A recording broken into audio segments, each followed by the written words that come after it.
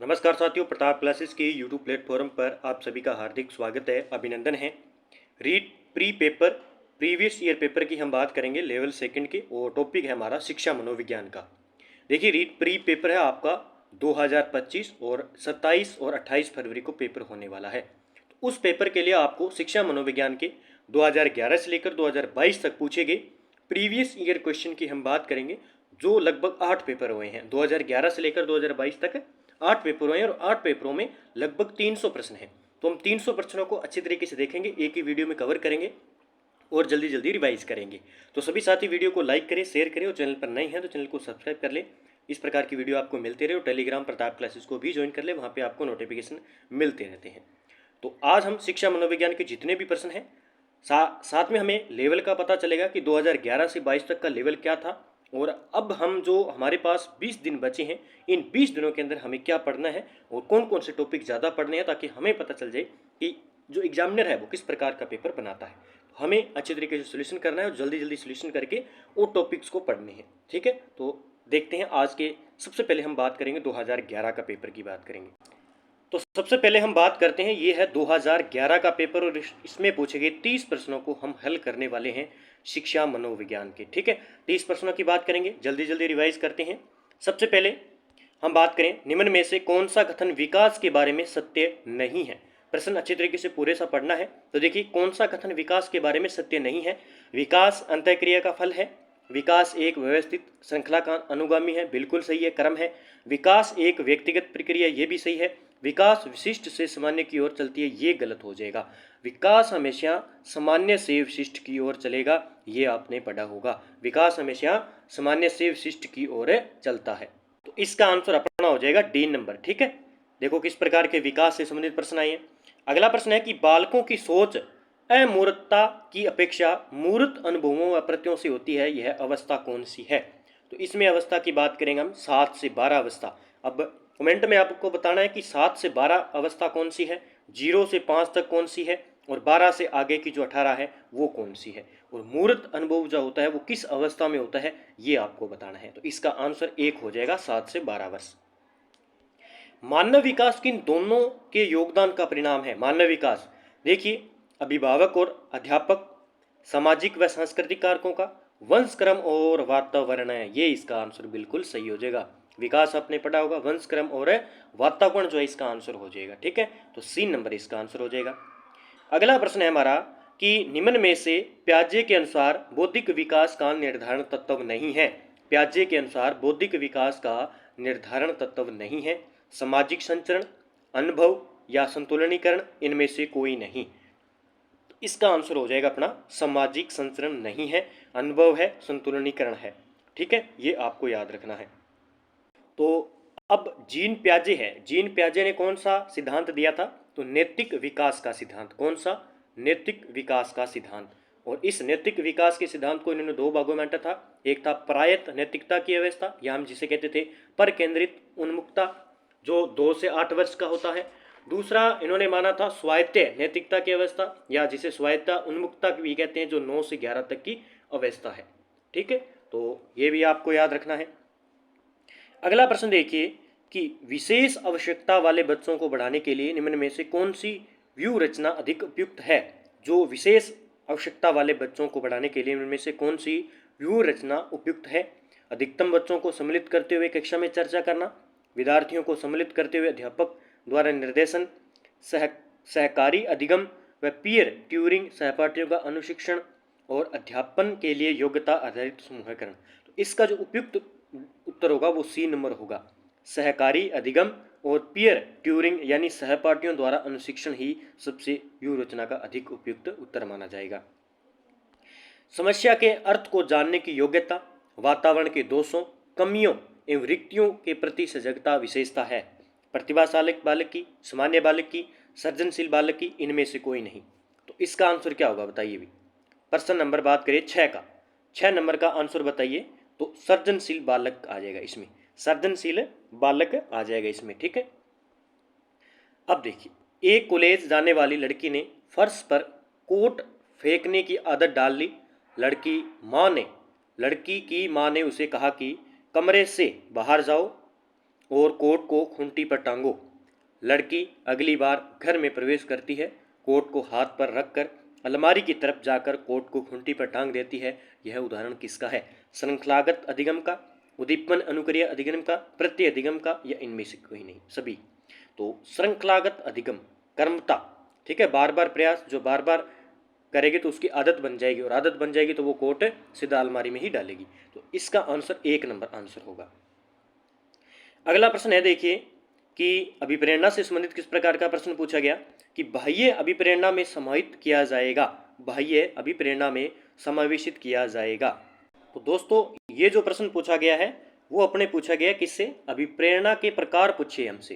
क्या पूछा है? अभिप्रेरणा के प्रकार से प्रश्न आया ये। अभिप्रेरणा के प्रकार 2 प्रकार थे। कितने प्रकार थे? 2 प्रकार की अभिप्रेरणा थी। एक तो थी सकारात्मक, क्या थी? सकारात्मक, या जिसे हम कह सकते हैं प्राकृतिक थी, या आंतरिक अभिप्रेरणा। और दूसरी जो थी वो थी अपने नकारात्मक। क्या थी? नकारात्मक, या जिसे हम कृत्रिम कह सकते हैं, या हम कह सकते हैं उसे बाह्य अभिप्रेरणा। तो इसने पूछा कि बाह्य अभिप्रेरणा में सम्मिलित किया जाएगा। हम सबसे पहले बात करें सकारात्मक प्राकृतिक के अंदर, जो सकारात्मक है, जिसे आंतरिक प्रेरणा, ठीक है, या आंतरिक अभिप्रेरणा के अंदर क्या शामिल किया जाएगा। और ठीक है, इसमें क्या होता है? आंतरिक के अंदर बालक किसी कार्य को अपनी स्वयं या आंतरिक इच्छा से करता है, इसके अंदर तो सीधा हो जाएगा, ठीक है, अंदर की इच्छा से। दूसरा बाह्य अभिप्रेरणा के अंदर हम बात करें, बाह्य अभिप्रेरणा कंटेंट पूछा इन्होंने, इसमें जैसे निंदा है, प्रशंसा है, पुरस्कार है, प्रतिद्वंदता। तो इसमें प्रशंसा दोषारोपण बिल्कुल सही है, प्रतिद्वंदता भी है, पुरस्कार दंड भी है, परिणाम का ज्ञान है।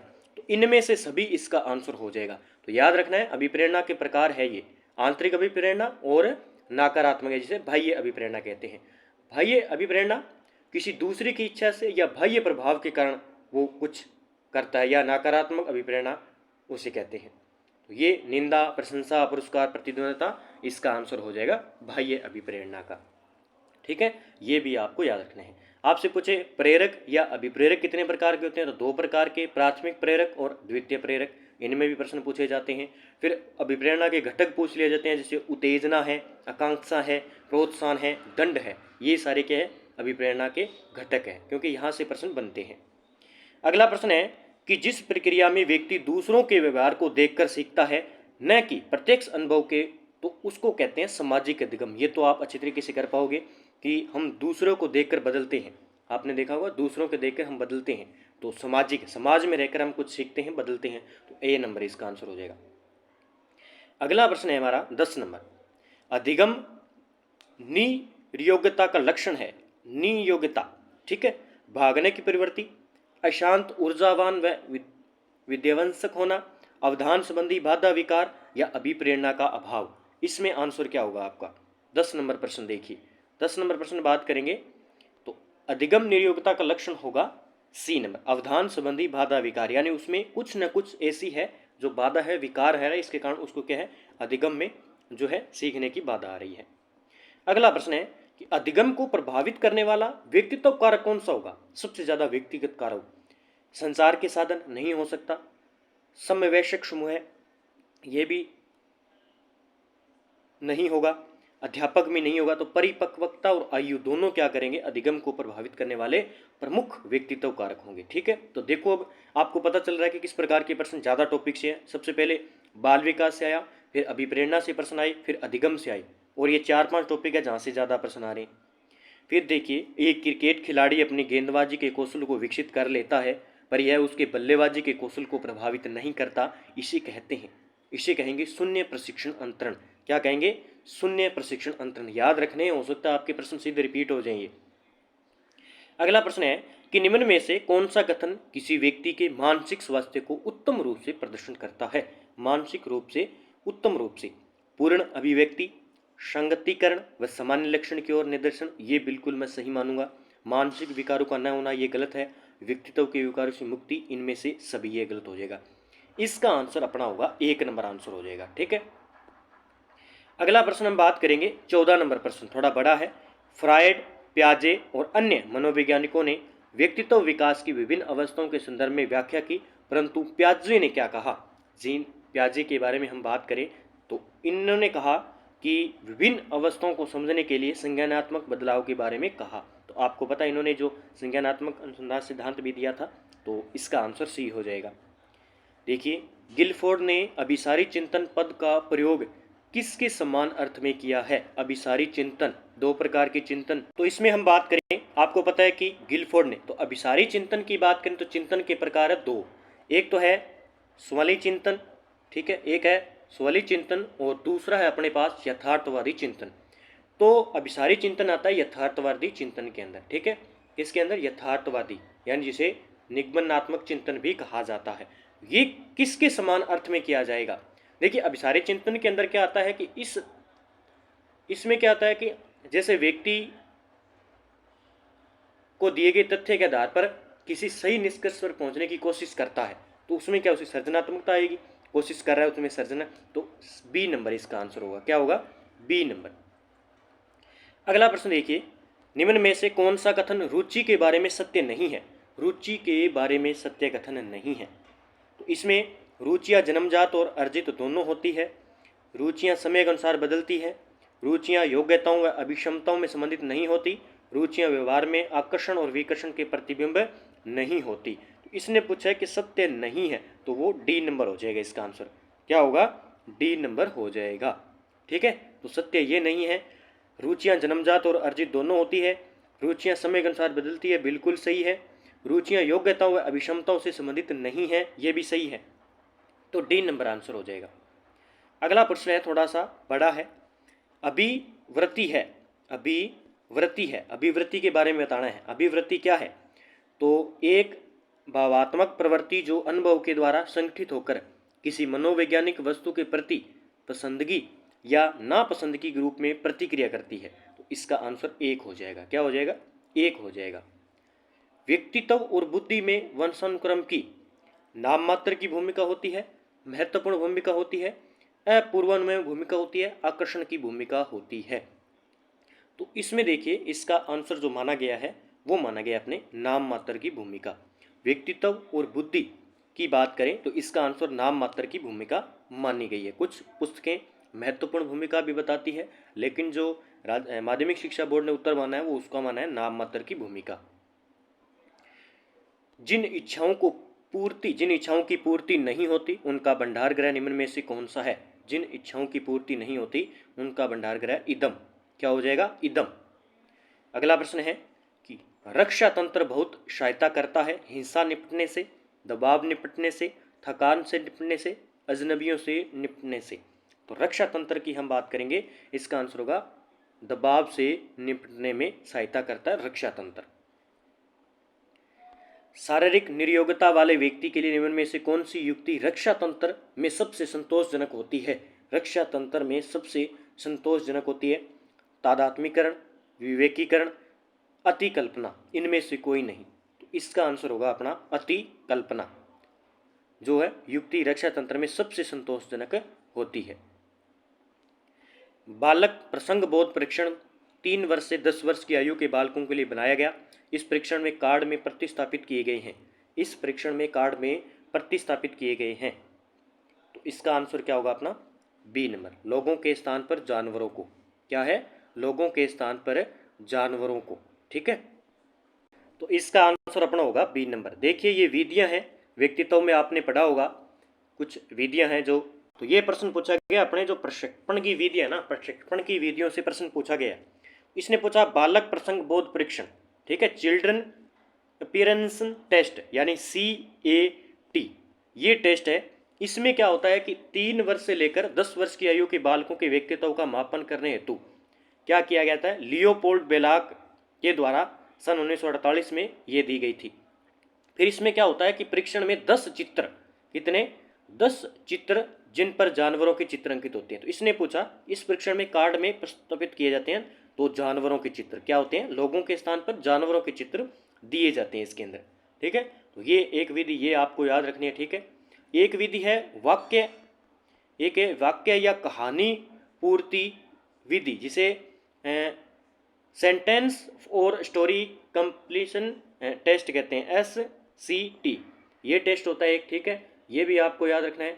और एक टेस्ट है जो एग्ज़ाम में बार बार पूछा जाता है अपने, वो जो है एक तो है IBM IBT, IBT टेस्ट यानी जिसे इंक बोल्ट यानी शाही डब्बा परीक्षण कहा जाता है, IBT।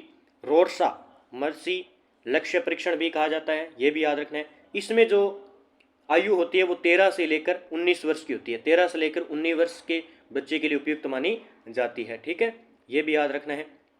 एक विधि है अपने TAT, जो कि बार बार प्रश्न पूछा जाता है, TAT यानी thematic appearance test, thematic appearance test होता है, ये भी आपको याद रखना है। इसमें जो कार्ड होते हैं, वैसे तो इस परीक्षण में कुल टोटल 31 कार्ड होते हैं, 30 के अंदर चित्र होता है और एक खाली दिया जाता है, ठीक है, तो ये भी याद रखना है। इसमें जो है स्त्री पुरुष के चित्र होते हैं, ये भी पूछा जाता है TAT के अंदर, ठीक है। तो इसमें 31 कार्ड होते हैं, 30 कार्डों पर चित्र बने होते हैं और एक कार्ड सादा होता है। फिर बात करें, इसमें 10 चित्र पुरुषों के लिए और 10 स्त्रियों के लिए और 10 दोनों के लिए, इस प्रकार ये कार्ड बनाए होते हैं ताकि बच्चे इनमें अपनी पहचान कर सके और इनको आपस में जोड़ सके या मिलान कर सके, इस प्रकार की ये चीज़ें बनाई होती है, ठीक है। या इन चित्रों को देखकर वो अपनी सृजनात्मकता बताए भी, ये ऐसा कर रहा है वो ऐसा कर रहा है। तो ये कुछ परीक्षण विधियां हैं, लेकिन ये स्कूल में नहीं चलती है क्योंकि इनमें थोड़ा खर्चा ज़्यादा लगता है, इसलिए ये प्रयोग में कम ली जाती है। तो ये आपको याद रखना है। और जो ये विधि है ना, ये बालक प्रसंग बोध परीक्षण विधि, इसे शॉर्टकट में CAT विधि भी कहा जाता है, ठीक है। इसमें 3 से 10 वर्ष की आयु के बालकों के लिए इंपॉर्टेंट है, बस इतना याद रखना है आपको, क्योंकि ये पक्का प्रश्न आएगा एक। सृजनशीलता के पोषण के लिए एक अध्यापक को निम्न में से किस विधि की सहायता लेनी चाहिए? सृजनशीलता के पोषण के लिए एक अध्यापक को निम्न में से कौन सी विधि की सहायता लेनी चाहिए? ब्रेन स्ट्रॉमिंग विचारावेश, ठीक है, याद रखना है ये ब्रेन स्ट्रॉमिंग विचारावेश जो है विधि सहायता लेनी चाहिए। अगला 24 नंबर, निम्न में से कौन सा कथन सही नहीं है? इनमें से कौन सा कथन सही नहीं है? आवश्यकता वंचना की शारीरिक अवस्था नहीं है, अंतर्नोद आवश्यकता का मनोवैज्ञानिक परिणाम है, आवश्यकता व अंतर्नोद समान नहीं है बल्कि समांतर है, मूल प्रवृत्तियां आंतरिक जैविक बल है। इसका आंसर होगा अपना A नंबर, आवश्यकता जो है वंचना की शारीरिक अवस्था नहीं है, ये इसमें सही नहीं होगा। शिक्षा का अधिकार अधिनियम 2009 में एक अध्यापक के लिए न्यूनतम कार्य घंटे प्रति सप्ताह निर्धारित किए गए। एक प्रश्न RTA 2009 से आएगा और बाकी लगभग ये इन पेपरों में पढ़ लोगे तो ये प्रश्न सेम आ जाएंगे। तो 55 घंटे, इसमें 45 घंटे, सॉरी इसमें होंगे 45 घंटे, कितने होंगे? 45 घंटे होंगे भी, सॉरी। शिक्षा का अधिकार अधिनियम 2009 में एक अध्यापक को निम्न में से किस दायित्व को पूरा करना होगा? विद्यालय में नियमित रूप से समय पर उपस्थित होना होगा, पाठ्यक्रम का संचालन कर पूरा करना होगा, संपूर्ण पाठ्यक्रम को निर्धारित समय पर पूरा करना होगा। तो इसमें D नंबर आंसर होगा, ठीक है, RTA 2009 के तहत। राष्ट्रीय पाठ्यक्रम रूपरेखा 2005 में, बाकी मेरी यूट्यूब पर क्लास भी लगाई हुई है, आप जाकर देख सकते हैं। जो भी RTA 2005 से प्रश्न पूछे गए हैं आज तक, वो मैंने पूरी एक क्लास में आपको दे दिए हैं, उसको जाके देखें अच्छे तरीके से। शांति शिक्षा को बढ़ावा देने के लिए कुछ क्रियाओं की अनुशंसा की गई है, पाठ्यक्रम रूपरेखा में से किससे सूचीबद्ध किया गया है? तो प्रश्न नंबर 27 का आंसर होगा महिलाओं के प्रति आदर जिम्मेदारी की दृष्टिकोण विकसित करने के लिए कार्यक्रम आयोजित किए जाएंगे। अगला प्रश्न है NCF 2005 का पहले था, राष्ट्रीय पाठ्यचर्या की रूपरेखा 2005 में बातचीत की गई है, ज्ञान स्थायी है वह दिया जाता है, से ज्ञान का विकास होता हो और इसकी संरचना की जाती है। तो इसका आंसर होगा ये 1 नंबर, ठीक है। फिर अगला प्रश्न देखिए, क्रियात्मक अनुसंधान का उद्देश्य क्या है? क्रियात्मक अनुसंधान का उद्देश्य है विद्यालय तथा कक्षा की शैक्षिक कार्य प्रणाली में सुधार लाना, ठीक है, 29 का C हो जाएगा। 30 नंबर लास्ट प्रश्न है, राष्ट्रीय पाठ्यचर्या रूपरेखा 2005 के अंतर्गत परीक्षा सुधारों में निम्न में से किस सुधार को सुझाया गया है? तो खुली पुस्तक परीक्षा, सतत निरंतर व व्यापक मूल्यांकन, सामूहिक कार्य मूल्यांकन, इनमें से सभी। तो याद रखना है ये राष्ट्रीय पाठ्यचर्या रूपरेखा 2005 के अंतर्गत परीक्षा सुधारों में निम्न में से कौन सा सुधार सुझाए गए? तो ये सारे सुझाव जो है सुधारे गए हैं। अब हम अगले पेपर की बात करते हैं। 2012 के पेपर के अंदर 30 प्रश्न किस प्रकार के पूछे गए, तो आप देखिए 2011 के पेपर में किस प्रकार के प्रश्न पूछे गए थे। तो बात करते हैं अगले 12 नंबर। तो अगले पेपर की हम बात करते हैं, 2012 का पेपर है ये, शिक्षा मनोविज्ञान का, और रीट प्री का ये 2012 का पेपर है, जिसमें साइकोलॉजी के 30 प्रश्न पूछे गए हैं। इसके बारे में आज हम चर्चा करेंगे। सबसे पहला प्रश्न है हमारा, कुपोषण के प्रभाव के बारे में निम्न में से कौन सा कथन सत्य नहीं है? कुपोषण के प्रभाव के बारे में निम्न में से कौन सा कथन सत्य नहीं है? जीवन के बाद के वर्षों में यह मस्तिष्क की कोशिकाओं को प्रभावित करता है। यह बालकों की सीखने की योग्यताओं को प्रभावित करता है। बालक निराश और आशंकित रहते हैं। यह कद को प्रभावित करते हैं। इसमें सत्य कथन नहीं है, वो होगा बालक निराश और आशंकित रहते हैं। ये गलत है इसमें। ठीक है, तो सी नंबर आंसर होगा। 2 नंबर प्रश्न है कि वह संधि काल में निम्न में से कौन सा बाह्य अभिव्यक्ति नहीं है? वह संधि काल में निम्न में से कौन बाह्य अभिव्यक्ति नहीं है? तो सक्रिय खेलों के स्थान बैठे रह कर खेलना अधिक, इसमें लिखा हुआ है कि सक्रिय खेलों के स्थान बैठे रह कर खेलना अधिक पसंद। ठीक है, तो इसका आंसर ये होगा, नहीं होगा। ठीक है, प्रभुता और सत्ता के विपरीत अपरोध, अशांति, आत्मनिर्भरता के प्रति आग्रही। अगला प्रश्न देखिए, निम्न में से कौन सा कथन मिडिल स्कूल स्तर के विद्यार्थियों के विकास से सहमति नहीं रखता है? लगभग सारे प्रश्न साइकोलॉजी के नहीं नहीं नहीं सारे प्रश्न ये आ रहे हैं, लेकिन जब हम क्या करते हैं, जब हम प्रश्न को पढ़ते हैं ना, तब ये नहीं भूल जाते हैं। पहले पढ़ते हैं प्रश्न को, ठीक है नहीं है, उसके बाद हमने पढ़ा, अच्छे तरीके से पढ़ लिया, क्योंकि इस नहीं को भूल जाते हैं। तो एक बार प्रश्न को पढ़ के, उत्तर पढ़ के, फिर प्रश्न को फिर पढ़ना है, तभी आप साइकोलॉजी को अच्छे तरीके से सही कर पाओगे। तो इसमें बी नंबर, इस अवस्था में अधिकांश बालक तीव्र गति से वृद्धि प्राप्त नहीं करते हैं। मिडिल स्कूल स्तर के विद्यार्थियों के विकास से सहमति नहीं है। ठीक है, तो सी नंबर, बी नंबर। अधिगम एवं परिपक्वता के संबंध में निम्न में से कौन सा कथन सही है? अब इसमें सही की बात कर रहा है, अधिगम और परिपक्वता। तो 4 नंबर का आंसर होगा, यदि मानव विकास केवल परिपक्वता से होता तो मनुष्य केवल निम्न तक ही सीमित रह जाते। ये कथन बिल्कुल सही है। ठीक है, अगला प्रश्न देखिए थोड़े प्रश्न बड़े हैं, हमें जल्दी बस आंसर और उत्तर देखने पड़ेंगे, क्योंकि अगर हम हल करेंगे तो बहुत टाइम लग जाएगा। विकास एक अधिनियम है। विकास प्रतिमान के विभिन्न काल में खुशी भिन्न भिन्न होती है। इस अधिनियम के अनुसार बात करें तो इस अधिनियम के अनुसार जीवन का प्रथम वर्ष सबसे अधिक खुशी का व वह संधि काल सबसे अधिक दुखी काल होता है। तो ये इसका आंसर हो जाएगा। इसने कहा कि विकास एक अधिनियम है। विकास प्रतिमान के विभिन्न काल में खुशी भिन्न भिन्न होती है इस अधिनियम के अनुसार।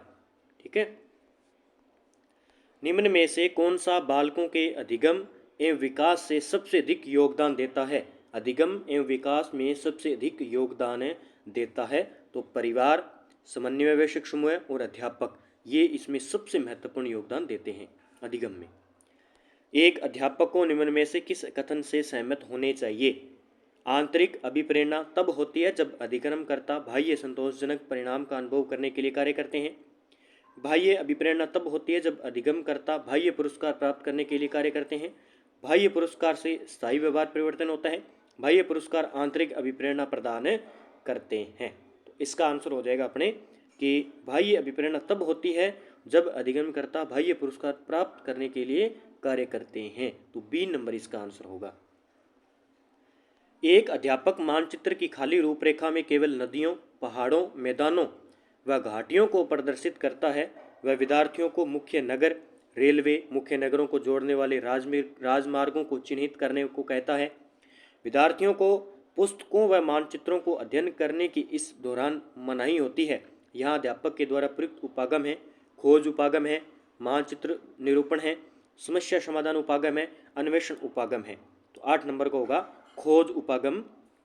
ठीक है, तो प्रयुक्त उपागम कौन सा होगा? खोज उपागम। निम्न में से कौन सा उदाहरण बांडुरा के अवलोकन आधारित अधिगम का नहीं है? बांडुरा के अवलोकन आधारित अधिगम नहीं है, तो कौन सा होगा? स्कूल की घंटी बजने पर अपने बस्ते बंद कर देना, ये नहीं होगा। विद्यार्थियों द्वारा केंचुओं के विच्छेदन को सीखना, क्रिकेट का उत्साह है, सामाजिक अध्ययन के प्रति नापसंदगी। अगला प्रश्न देखिए, राजेश बीमारी के कारण 1 महीने तक विद्यालय नहीं गया। जब विद्यालय गया तो उसे भाग के लंबे सवालों को करना नहीं पाया। जब विद्यालय गया तो उसे भाग के लंबे सवालों को नहीं करना पाया। कई बार के निराशाजनक अनुभवों से असफलता हाथ लगी। लंबे भाग के सवालों को देखते ही वह चिंतित हो जाता है। शास्त्रीय अनुबंधन सिद्धांत के मुताबिक संवेगात्मक स्वाभाविक उत्तेजक है। इनमें से देखो, इस प्रकार के थोड़े से बड़े प्रश्न भी आते हैं तो इसका आंसर होगा अपने असफलता या बगनासा की, असफलता या बगनासा की। उत्तेजक था शास्त्रीय अनुबंधन सिद्धांत के बारे में इसने पूछा है। बालक के व्यक्तित्व को किस प्रकार का अधिगम अधिक प्रभावित करता है? बालक के व्यक्तित्व को, तो व्यक्तित्व से प्रश्न आया है, तो प्रयत्न और त्रुटि अधिगम सबसे अधिक प्रभावित करेगा। अगला प्रश्न है कि व्यक्तिगत विभिन्नता से संबंधित निम्न में से कौन सा कथन सही है? व्यक्तिगत विभिन्नता से प्रश्न पूछा गया है, तो कौन सा सही है? यदि विद्यार्थी को बुद्धि स्तर समान है तब भी उपलब्धि में विभिन्नता हो सकती है। अगर विद्यार्थी की बुद्धि स्तर समान है तब भी बुद्धि लब्धि में विभिन्नता हो सकती है। अगला देखो 13 नंबर प्रश्न इस प्रकार पूछा गया है, चलते हम हिंदी की ओर।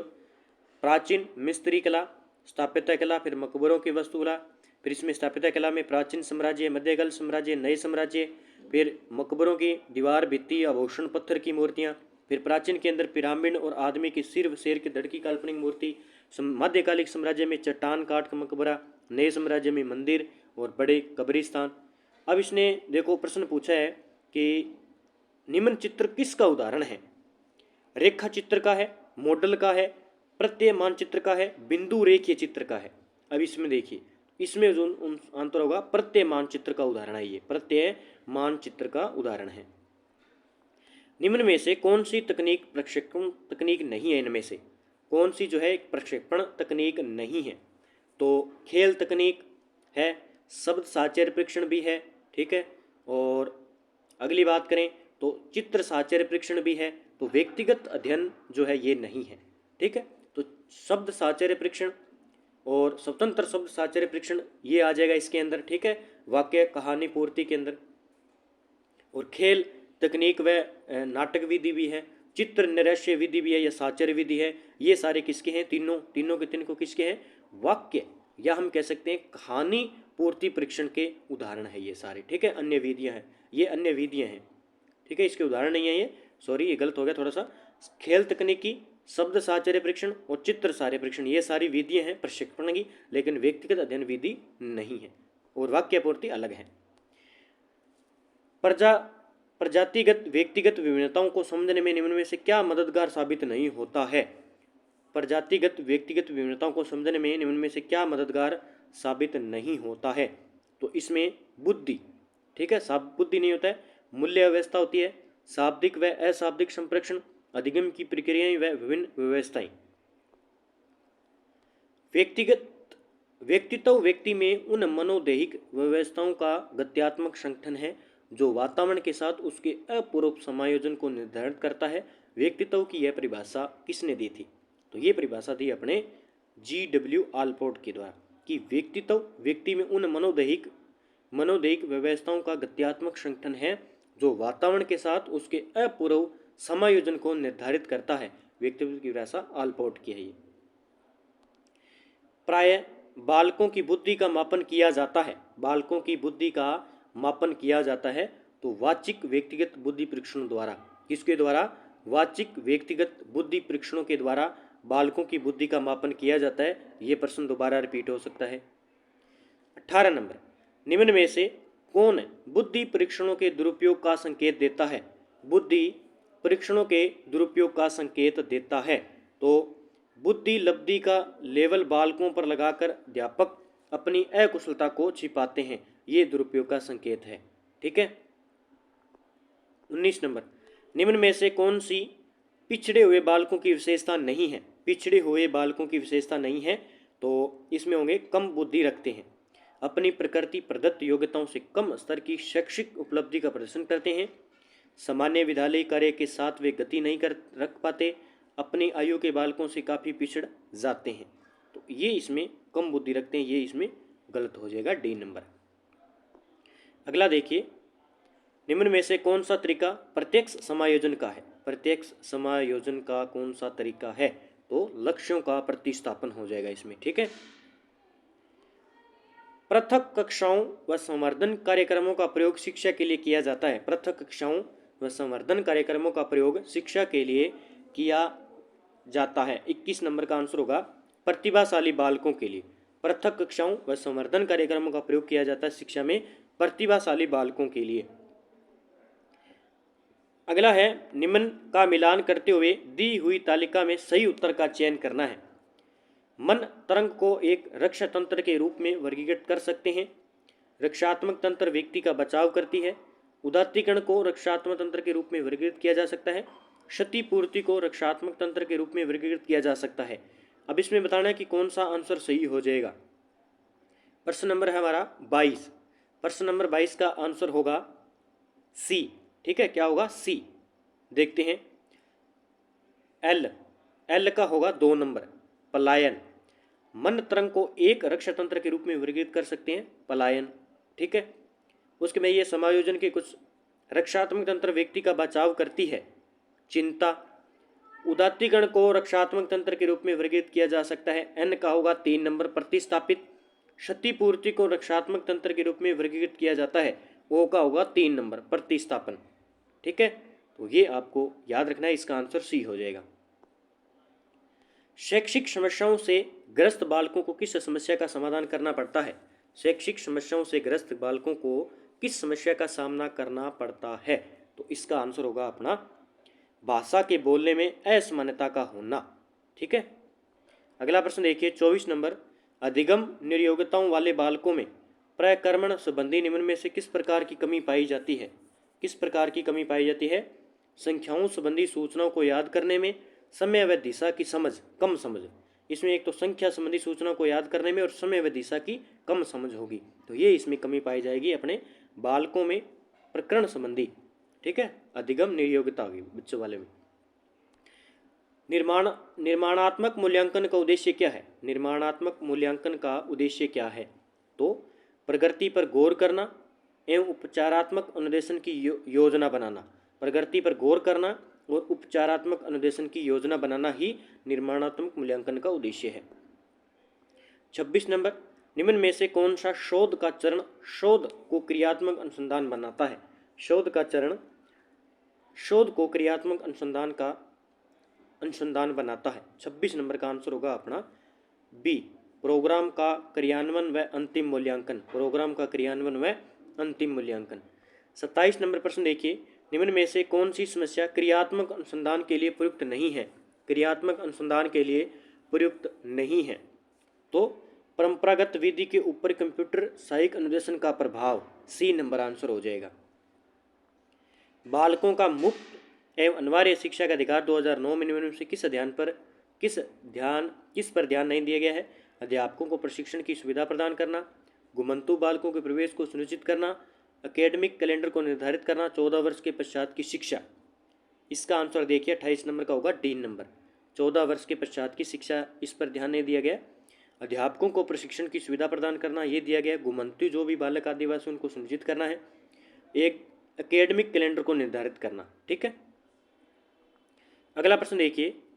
राष्ट्रीय पाठ्यचर्या रूपरेखा 2005 में भारत की धार्मिक व सांस्कृतिक विविधता को मानना, स्त्रियों के प्रति सम्मान, जिम्मेदारी के दृष्टिकोण को बढ़ाने के प्रोग्राम का आयोजन, वृत्त चित्र फिल्मों को एकत्र करना एवं दिखाना जिनके माध्यम से न्याय व शांति में वृद्धि हो, को सुझाया गया है।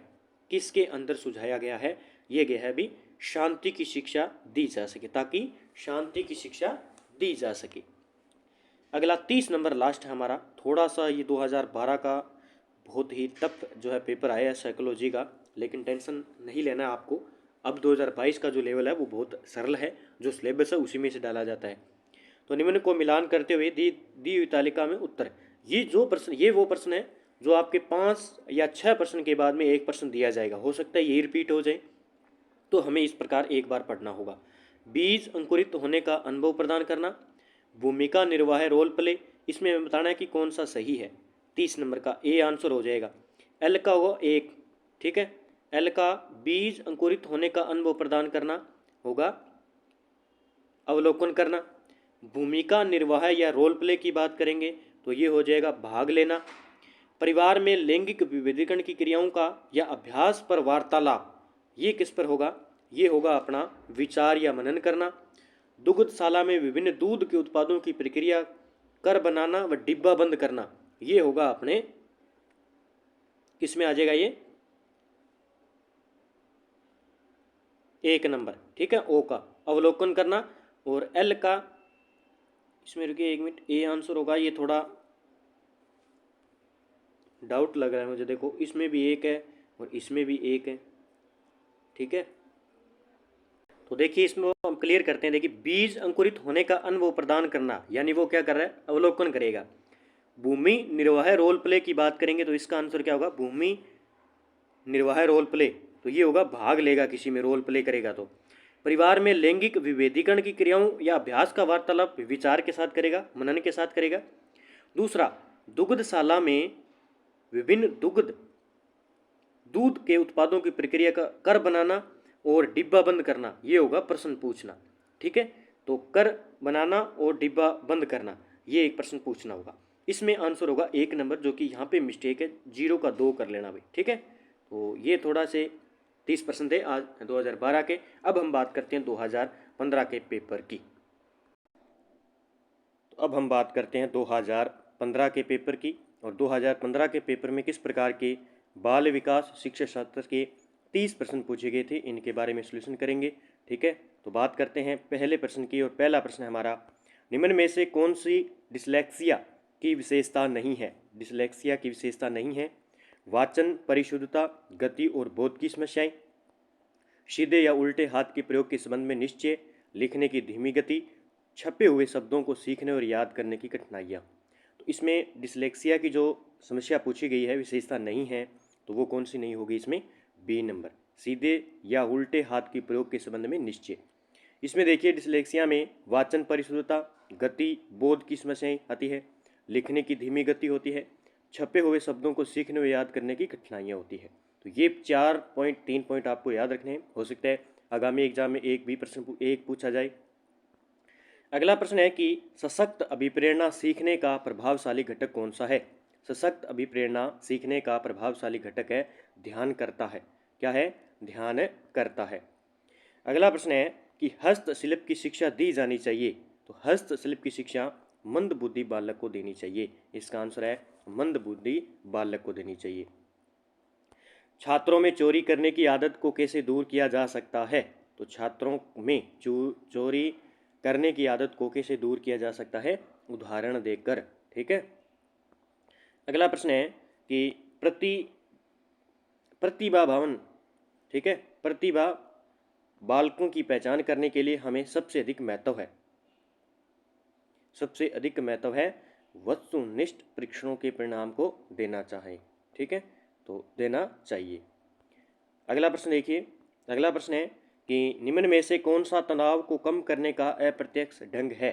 तनाव को कम करने का, तो इसमें कौन सा हो जाएगा, विश्लेषण और निर्णय, रुकावट को दूर करना, दूसरे लक्ष्यों का प्रतिस्थापन, उदात्तीकरण। देखिए समायोजन से आपके 2 प्रश्न आएंगे, समायोजन से पक्के 2 प्रश्न आएंगे, अच्छी तरीके से देख लेना इन उदात्तीकरण को। और तो इसका आंसर क्या होगा, इसका आंसर होगा डी, उदात्तीकरण, ठीक है। अगला प्रश्न है कि बालकों का मुफ्त और अनिवार्य शिक्षा का अधिकार 2009 देश में कब लागू किया गया। 1 अप्रैल 2010 को लागू किया गया, 1 अप्रैल 2010 को। एनसीएफ 2005 में कला शिक्षा को विद्यालय में जोड़ने का उद्देश्य क्या है। तो इसमें सांस्कृतिक विरासत की प्रशंसा करना, छात्रों के व्यक्तित्व और मानसिक स्वास्थ्य को विकसित करना। इसमें आंसर ए और दोनों बी सही हो जाएंगे। तो ठीक है, 8 नंबर का आंसर डी हो जाएगा। अगला प्रश्न, जब बालक की परीक्षा द्वारा मापी हुई योग्यता के सही मूल्यांकन में स्थायित्व होता है तब उस परीक्षा को कहते हैं हम विश्वसनीयता कहते हैं, ठीक है। अगला प्रश्न है कि निम्न में से हम बताना है कि मापन की भूमिका सब सीखी हुई कुशलताओं में निष्पादन का एक महत्वपूर्ण अवलोकन देती है। तो कौन सी देती है इसमें, निर्माणात्मक मूल्यांकन देता है, योगात्मक देता है या निंदानात्मक मूल्यांकन देता है। तो 10 नंबर का आंसर होगा योगात्मक मूल्यांकन, ठीक है। प्रश्न नंबर 10 का आंसर होगा योगात्मक मूल्यांकन। अगला प्रश्न है कि अनुसंधान जो सामाजिक समस्या से संबंधित होता है तथा विद्यालय की जनशक्ति के द्वारा विद्यालय में क्रियाकलापों के सुधार हेतु संचालित किया जाता है तो वह कहलाता है क्रियात्मक अनुसंधान। क्या कहलाता है, क्रियात्मक अनुसंधान। उपलब्धि परीक्षण दिए जा सकते हैं 2 प्रकार से, 4 प्रकार से, 6 प्रकार से या 3 प्रकार से। देखिए इस प्रश्न में बोन्स दिया गया, वैसे तो बताइए कि कितने प्रकार के उपलब्धि परीक्षण दिए जा सकते हैं।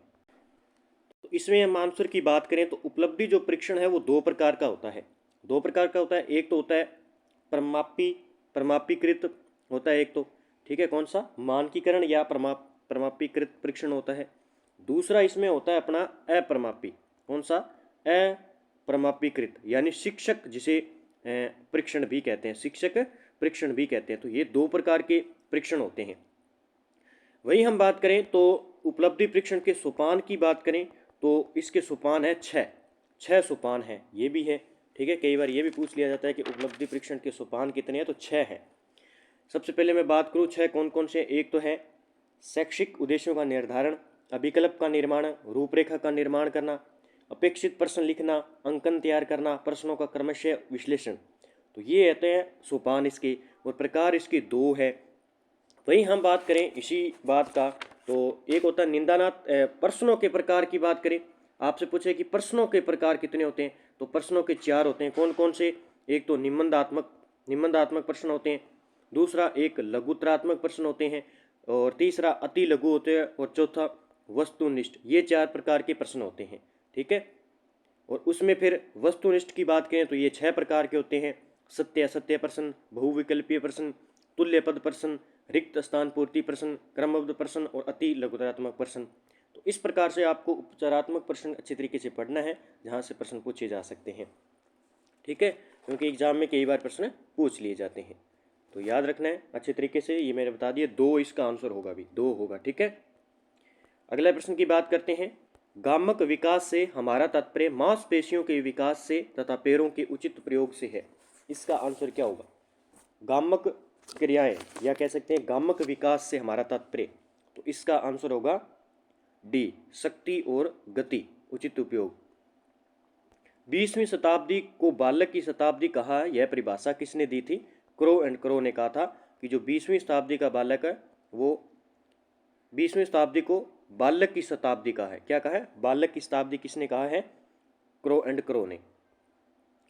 किस अवस्था को मिथ्या पक्वता का समय भी कहा जाता है, तो इसका आंसर होगा हमारा बाल्यावस्था। बाल्यावस्था की जो वर्ष की आयु है वो क्या होती है, 6 से 12, क्या होती है, 6 से 12 वर्ष की जो आयु होती है वो, तो 6 से 12 वर्ष तक की बात करें तो बाल्यावस्था आ जाएगी। देखिए इसमें जो है ना, ये इस अवस्था को मिथ्या परिपक्वता का समय भी कहा जाता है। तो ये किसने कहा था, ये रोस ने कहा था। रोस ने कहा कि बाल्यावस्था क्या है, छदम या मिथ्या परिपक्वता का काल है, ये रोस ने शब्द कहा था बाल्यावस्था को। फिर आपसे पूछे कि जीवन का अनोखा काल, आपसे पूछे जीवन का अनोखा काल किसको कहा गया है, तो ये भी बाल्यावस्था को कहा गया है। किसने कहा था, कोल और बुर्स ने। जीवन का निर्माणकारी काल किसने कहा था, सिगमंड फ्राइड ने। फिर प्रतिद्वंदनात्मक समाजीकरण का काल किलपैट्रिक ने इस अवस्था को कहा, बाल्यावस्था को। इस अवस्था की हम विशेषता की बात करें, एक सबसे ज़्यादा होती है नेता बनने की इच्छा, इस अवस्था में होती है। दूसरा खेल की आयु भी कहते हैं इसे, समूह दल टोली की भी आयु कहते हैं इसको, ठीक है। और बहिर्मुखी स्वभाव होता है इसके अंदर, ये याद रखना।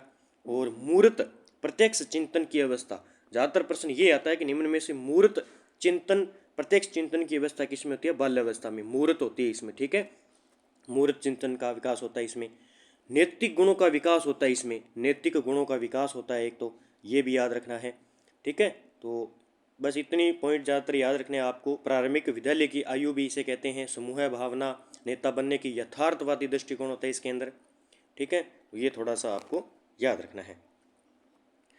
अगले प्रश्न की बात करते हैं। अगला प्रश्न है, मनुष्य जीवन का आरंभ मूलतः घटित है। मनुष्य जीवन का आरंभ जो है मूलतः घटित है, इसका आंसर क्या होगा, 16 नंबर का होगा बी, केवल एक कोष, केवल एक कोष इसका आंसर हो जाएगा। क्या होगा, केवल एक कोष, इसका बी हो गया। और 20वीं शताब्दी 14 का हो जाएगा अपना सी, कुरवंड को। अगला देखिए, शेषवावस्था की विशेषता नहीं है, शारीरिक विकास की तीव्रता होती है, दूसरों पर निर्भर रहता है, मानसिक विकास में तीव्रता होती है, नैतिकता का होना गलत है। इसमें नैतिकता, बस इसमें 2 पॉइंट याद रखने, एक तो नैतिकता व सामाजिकता, दोनों का क्या पाया जाएगा, इसमें अभाव पाया जाएगा। क्या पाया जाएगा, अभाव पाया जाएगा, जो कि प्रश्न सीधा पूछता है। बस कुछ पॉइंट है। शेषवावस्था 0 से 5 वर्ष, बाकी जो भी वैज्ञानिक है उन्होंने अलग अलग माना है, लेकिन 0 से 5 वर्ष की अवस्था शेषवावस्था है, ठीक है, ये आपको याद रखना है। इसे स्वार्थी, स्व केंद्रित, खिलौने की अवस्था, आत्म प्रेम की भावना, मूल प्रवृत्त्यात्मक व्यवहार, कल्पना जगत में विचरण, अतार्किक चिंतन की अवस्था। ठीक है, तो ये इसको कहते हैं शेषावस्था को। इसे बादशाह की अवस्था भी कहते हैं, क्योंकि एक बार प्रश्न पूछा जाता है कि बादशाह की अवस्था किसे कहते हैं, शेषावस्था को कहते हैं। इसमें नैतिकता और सामाजिकता का अभाव पाया जाता है। ठीक है, इसमें स्वर्ण सीखने का स्वर्ण काल कहते हैं इसको।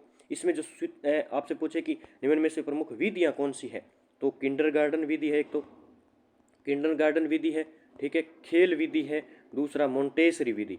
इनमें क्या है, सबसे उचित विधि मानी जाती है शेषावस्था के अंदर। इतना याद रखना आपको, कई बार प्रश्न पूछ लिया जाता है। ठीक है, बक्की एक प्रश्न पूछा जाता है, बक्की अवस्था, बक्की अवस्था किसकी है, ये शेषावस्था की है। ठीक है, बक्की अवस्था। और अजीबो गरीब अवस्था भी इसे कहते हैं, बाकी बहुत है, आगे चलते हैं। चिंतन क्या है अभी, चिंतन की बात करें, चिंतन एक भाषा, प्रतीकों का प्रयोग, प्रतीकों का प्रयोग क्या है, चिंतन है। अप्रत्यक्ष पथ समस्याओं का उपयोग किस श्रेणी के प्रयोज्यों के लिए किया जाता है, अप्रत्यक्ष पथ समस्याओं का उपयोग, तो ये किया जाता है अपने प्रौढ़ के लिए, प्रौढ़ के लिए। अगला उत्तर, समस्या के अचानक समाधान की वकालत करने वाले सिद्धांत का नाम, समस्या के अचानक समाधान की वकालत करने वाले सिद्धांत है सूझ का सिद्धांत, बी नंबर। संवेदना ज्ञान की पहली सीढ़ी है, यह कथन है, संवेदना ज्ञान की पहली सीढ़ी है, यह कथन किसका है, यह कथन है अपने मानसिक विकास का, किसका, मानसिक विकास का। निम्न में से सीखने का सही स्तर है, ये प्रश्न दोबारा रिपीट हो सकता है, तो इसका आंसर होगा तथ्य, फिर सूचना, फिर ज्ञान प्राप्त करना, फिर बोध, फिर प्रज्ञान। तो ये है प्रज्ञान लेना उसके बाद में, तो सी नंबर इसका आंसर होगा। परिपक्वता इत्यादि से व्यवहार में उत्पन्न परिवर्तन को भी हम अधिगम कहा जाता है, नहीं कहा जाता है। ठीक है, अगला प्रश्न है कि केटल द्वारा विश्लेषित किए गए व्यक्तित्वशील गुणों की संख्या कितनी थी, 16 थी भी। ये प्रश्न 2 बार 2022 में भी रिपीट हुआ है और 2015 में पूछा गया है। अगला प्रश्न है कि मुर्रे ने एक परीक्षण की रचना किसके इतिहास, परीक्षण की रचना करके इतिहास रच दिया, वह क्या है। देखिए, शाही डब्बा परीक्षण नहीं है इनका, और वाक्य पूर्ति परीक्षण भी नहीं है, विषय आत्मबोधन परीक्षण और मूल्यांकन 2 रह गई। पहले आप जो आपको याद आते हैं उनको प्रश्नों को काटो, फिर इसका जवाब दो। तो इसका आंसर होगा विषय आत्मबोधन परीक्षण। ठीक है, ये दिया था मुर्रे ने। ठीक है, ये शाही डब्बा परीक्षण वही है IBT, और ये वाक्य पूर्ति परीक्षण। ठीक है, अगला देखिए, व्यवहारिक बुद्धि को कहा जाता है, व्यवहारिक बुद्धि होती है, कौन सी होती है व्यवहारिक बुद्धि, मूर्त बुद्धि को व्यवहारिक बुद्धि कहते हैं। अगला प्रश्न है कि बुद्धि के त्रिआयामी सिद्धांत के अनुसार बुद्धि के कारकों की संख्या कितनी है, तो ये प्रश्न है भी 120 है भी, कारकों की संख्या कितनी है, 120 है बुद्धि की। परिवेश की वस्तु जिसे प्राणी प्राप्त करने का प्रयास करता है कही जाती है, परिवेश की वस्तु जिसे प्राणी प्राप्त करने का प्रयास करता है उसे हम कहते हैं प्रेरक। ठीक है, क्या कहते हैं, प्रेरक। व्यक्तिगत भेद में हम पाते हैं विचलनशीलता, प्रतिमानता। तो व्यक्तिगत भेद में हम दोनों ही मानते हैं, एक तो विचलनशीलता भी होती है और प्रतिमानता भी होती है। दूसरा, मेरडिथ के अध्ययन के आधार पर कहा जा सकता है कि सामान्य रूप से उन परिवारों के बालक जो सामाजिक स्तर से ऊंचे होते हैं वे अधिक स्वस्थ और विकसित होते हैं। ठीक है, ये हो गए हमारे 2015 के जो पेपर था उसके 30%। अब अगला हम पेपर करते हैं 2017 का, जिसमें पूछे किस प्रकार के पूछे गए प्रश्नों की बात करते हैं। तो अच्छे तरीके से इनको पढ़ते रहें साथ साथ में, और रिवाइज करते रहें, और देखते जाएं कि किस टॉपिक से किस प्रकार का प्रश्न पूछा जा रहा है। तो अगले पेपर की हम बात करते हैं 2017 की। तो दोस्तों अब बात करते हैं हम 2017 के पेपर की। 2017 में पूछे गए 30 प्रश्न शिक्षा मनोविज्ञान के बारे में जानेंगे, किस प्रकार के प्रश्न इसमें पूछे गए। तो बात करते हैं आज के इसके पहले प्रश्न की। तो पहला प्रश्न देखिए, व्यक्तिगत विभिन्नता का सम्मान करते वक्त एक शिक्षक से क्या आशय नहीं की जा सकती। व्यक्तिगत विभिन्नता का सम्मान करते वक्त एक शिक्षक से हमें क्या आशा नहीं की जा सकती है, तो बच्चों को स्वाध्याय के लिए छोड़ देना, ये आशा नहीं की जा सकती है। योग्यता अनुसार समूह में विभक्त करना, बिल्कुल सही है। पाठ्यचर्या को समायोजित करना, ये भी सही है। शिक्षण विधियों को समायोजित करना, तो ये गलत हो जाएगा इसमें। अगला प्रश्न देखिए, अगला प्रश्न है, यदि पूनम की कालानुक्रमिक उम्र तथा मानसिक उम्र 9 साल है तो उसकी बुद्धि लब्धि का वर्ग हो सकता है। यदि पूनम की कालानुक्रमिक उम्र तथा मानसिक उम्र 9 साल है तो उसकी बुद्धि लब्धि का वर्ग हो सकता है। तो उसका वर्ग होगा औसत। क्या होगा? औसत वर्ग होगा। निम्न में से कौन से संलीनता के लक्षण हैं? कमजोर सामाजिक व्यवहार, रूढ़िबद्ध व्यवहार, कमजोर संप्रेषण, ऊपरी लिखित सभी। सबसे इसने पूछा है कि स्वलीनता के लक्षण किस में होंगे? तो इसमें होंगे ऊपरी लिखित सभी। तो कमजोर सामाजिक व्यवहार और रूढ़िबद्ध व्यवहार और कमजोर संप्रेषण। तो इसका आंसर होगा डी नंबर। अगला प्रश्न पूछा है कि मात्रात्मक व्यक्तिगत क्षमता रूपी प्रक्रिया को कहा जाता है।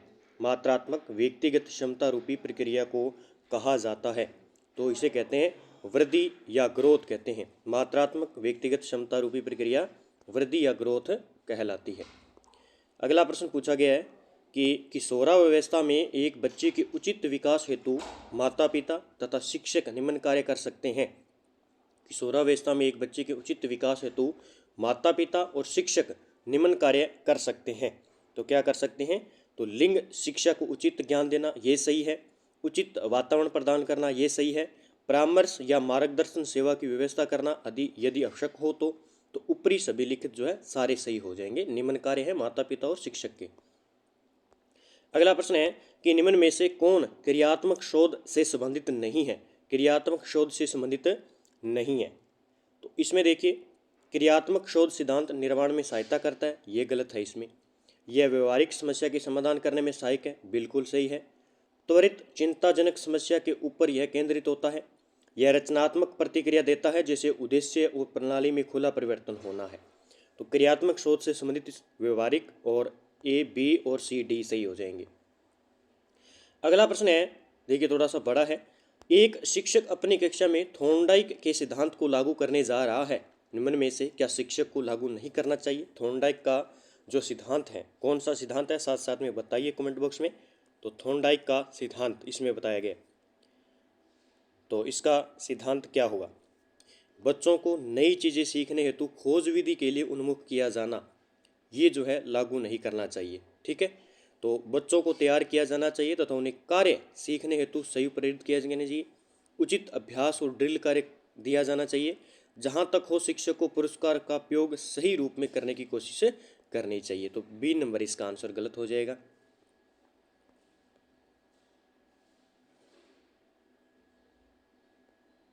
अगला प्रश्न पूछा है कि बाल्यावस्था के दौरान अपने तथा दूसरों के नज़रियों में फर्क करने में अयोग्यता को दर्शाता है। केंद्रस्थ यानी जिसे सेंट्रिसिज्म कहते हैं, आत्म केंद्रस्थ जिसे ईगो सेंट्रिसिज्म कहते हैं, फिर जनात्मकता एनिमिज्म कहते हैं। इनमें से कोई नहीं। इसका आंसर होगा बी, आत्म केंद्रित यानी जिसे ईगो सेंट्रिसिज्म कहते हैं। ठीक है, तो आत्म केंद्रित बाल्यावस्था के दौरान अपने तथा दूसरों के नजरिए में फर्क करने में अयोग्यता को दर्शाता है। अगला प्रश्न देखिए, जब कोई बार बार अपनी कमजोरियों से निकलने में असफल होता है और कुछ प्रवीणता हासिल करता है या साधारणतः अधीनता या अपकर्ष को ज़्यादा बल देने लगता है, ऊपरी लिखित तथ्य को किसने हीन भावना को कहा है? किसने हीन भावना को कहा है? देखो इस प्रकार के प्रश्न आते हैं। तो अल्फ्रेड एडलर ने ये बात कही है। अत्यंत निपुणतापूर्ण अधिगम पद्धति, अत्यंत निपुणतापूर्ण अधिगम पद्धति जिस पर बांडुरा व वोल्टर ने बल दिया है, कौन सी हो जाएगी अधिगम पद्धति? तो इसका आंसर होगा बी नंबर, निरीक्षण युक्त अधिगम और अनुकरण। क्या होगा? निरीक्षण युक्त अधिगम और अनुकरण। अगला प्रश्न है, शिक्षा के अधिकार अधिनियम के अंतर्गत निम्न में से क्या शिक्षक के कार्य नहीं माने गए हैं?